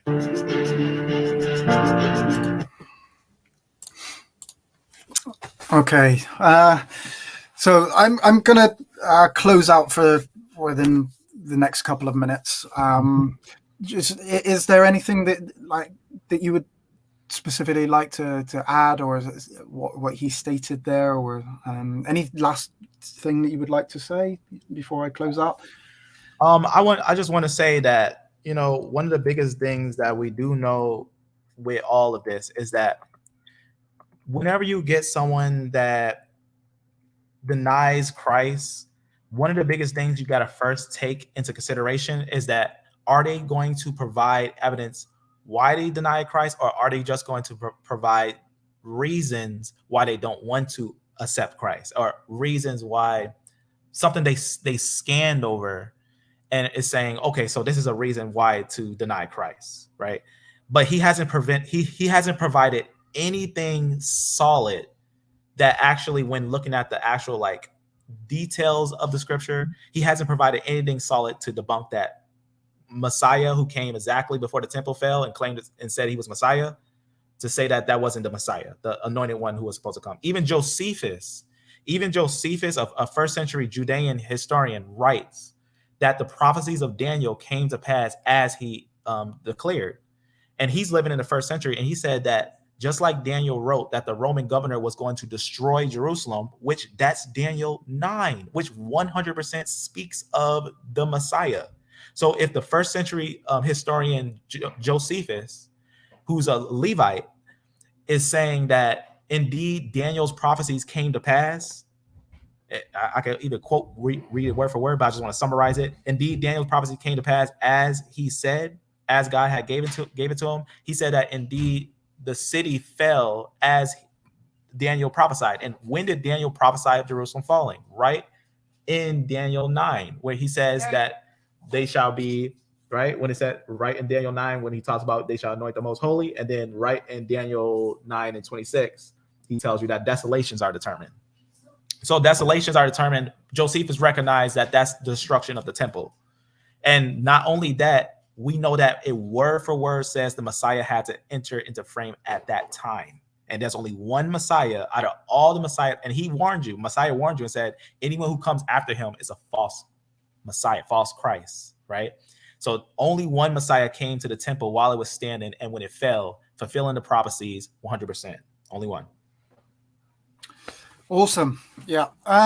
So that we've been going over just over 3 hours. Been a good stream, I think. Interesting. Hopefully, those that have followed along have found it interesting, found it informative, have been edified by what's been stated here. Can see the way that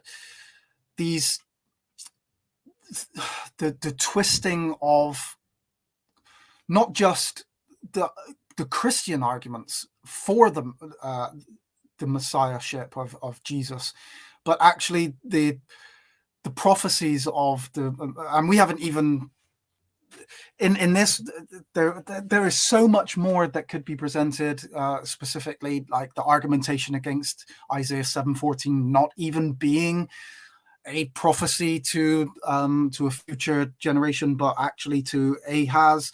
That can all be touched on. In fact, I might even do another live stream. I've had a bit of time today, so I thought I would just come on and do an open-ended with no real set time, and maybe I'll do that again. I know it's been like 3 hours, and I appreciate that is a lot of time taken up for some people. I appreciate everybody that's commented, anybody that's watched Lion Farm. Can I call you that, or have you got a specific name that you would rather me call you by? I will forget it, but I have people usually call me either D-Tree, but I go by Lion Farm. Lion Farm. Yeah, I'll call you Lion Farm because that's what you've got on there. And if that's what you go by, I really appreciate you coming on and putting in some input into this as well. Amen, brother. And I also want to mention that the reason why I'm called Lion Farm, because it's a gathering, just like Weep Not, because the Lion of the tribe of Judah has opened up the seals there. So it's like a gathering of us. We're all of this Lion of Judah. We are of him. So we are a gathering of him. Awesome. He's our shepherd. I do appreciate you coming on, and I'm sure that you've helped with the edification of people here, and stated some stuff. I'm gonna go and watch that. I can't remember which one did I say.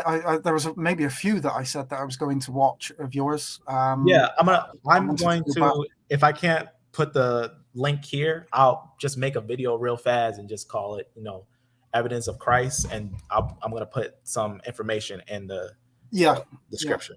and And there it's was, great. It's great stuff.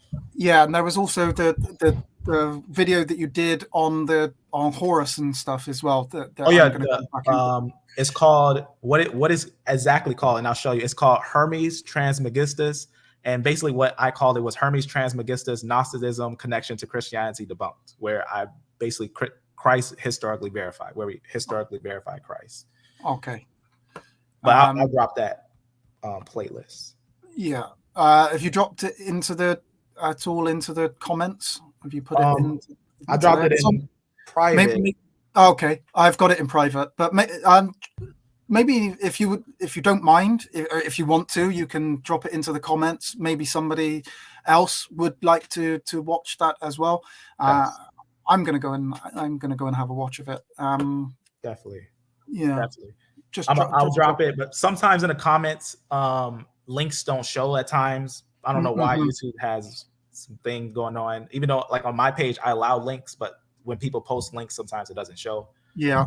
So if anybody is watching my video and would like, they don't get that link, it's not in the comments, and they would like a copy or a link, either obviously contact Lion Farm directly if you can do that, or if you contact me, www.followingtruth.com. You can copy that and put it in your description here. Yeah, I can either put it in the description, or I can, if they send me an email, I'll What is your happily email? send their. So it is. Let me. So it is LJ@followingtruth.com is my email. All right.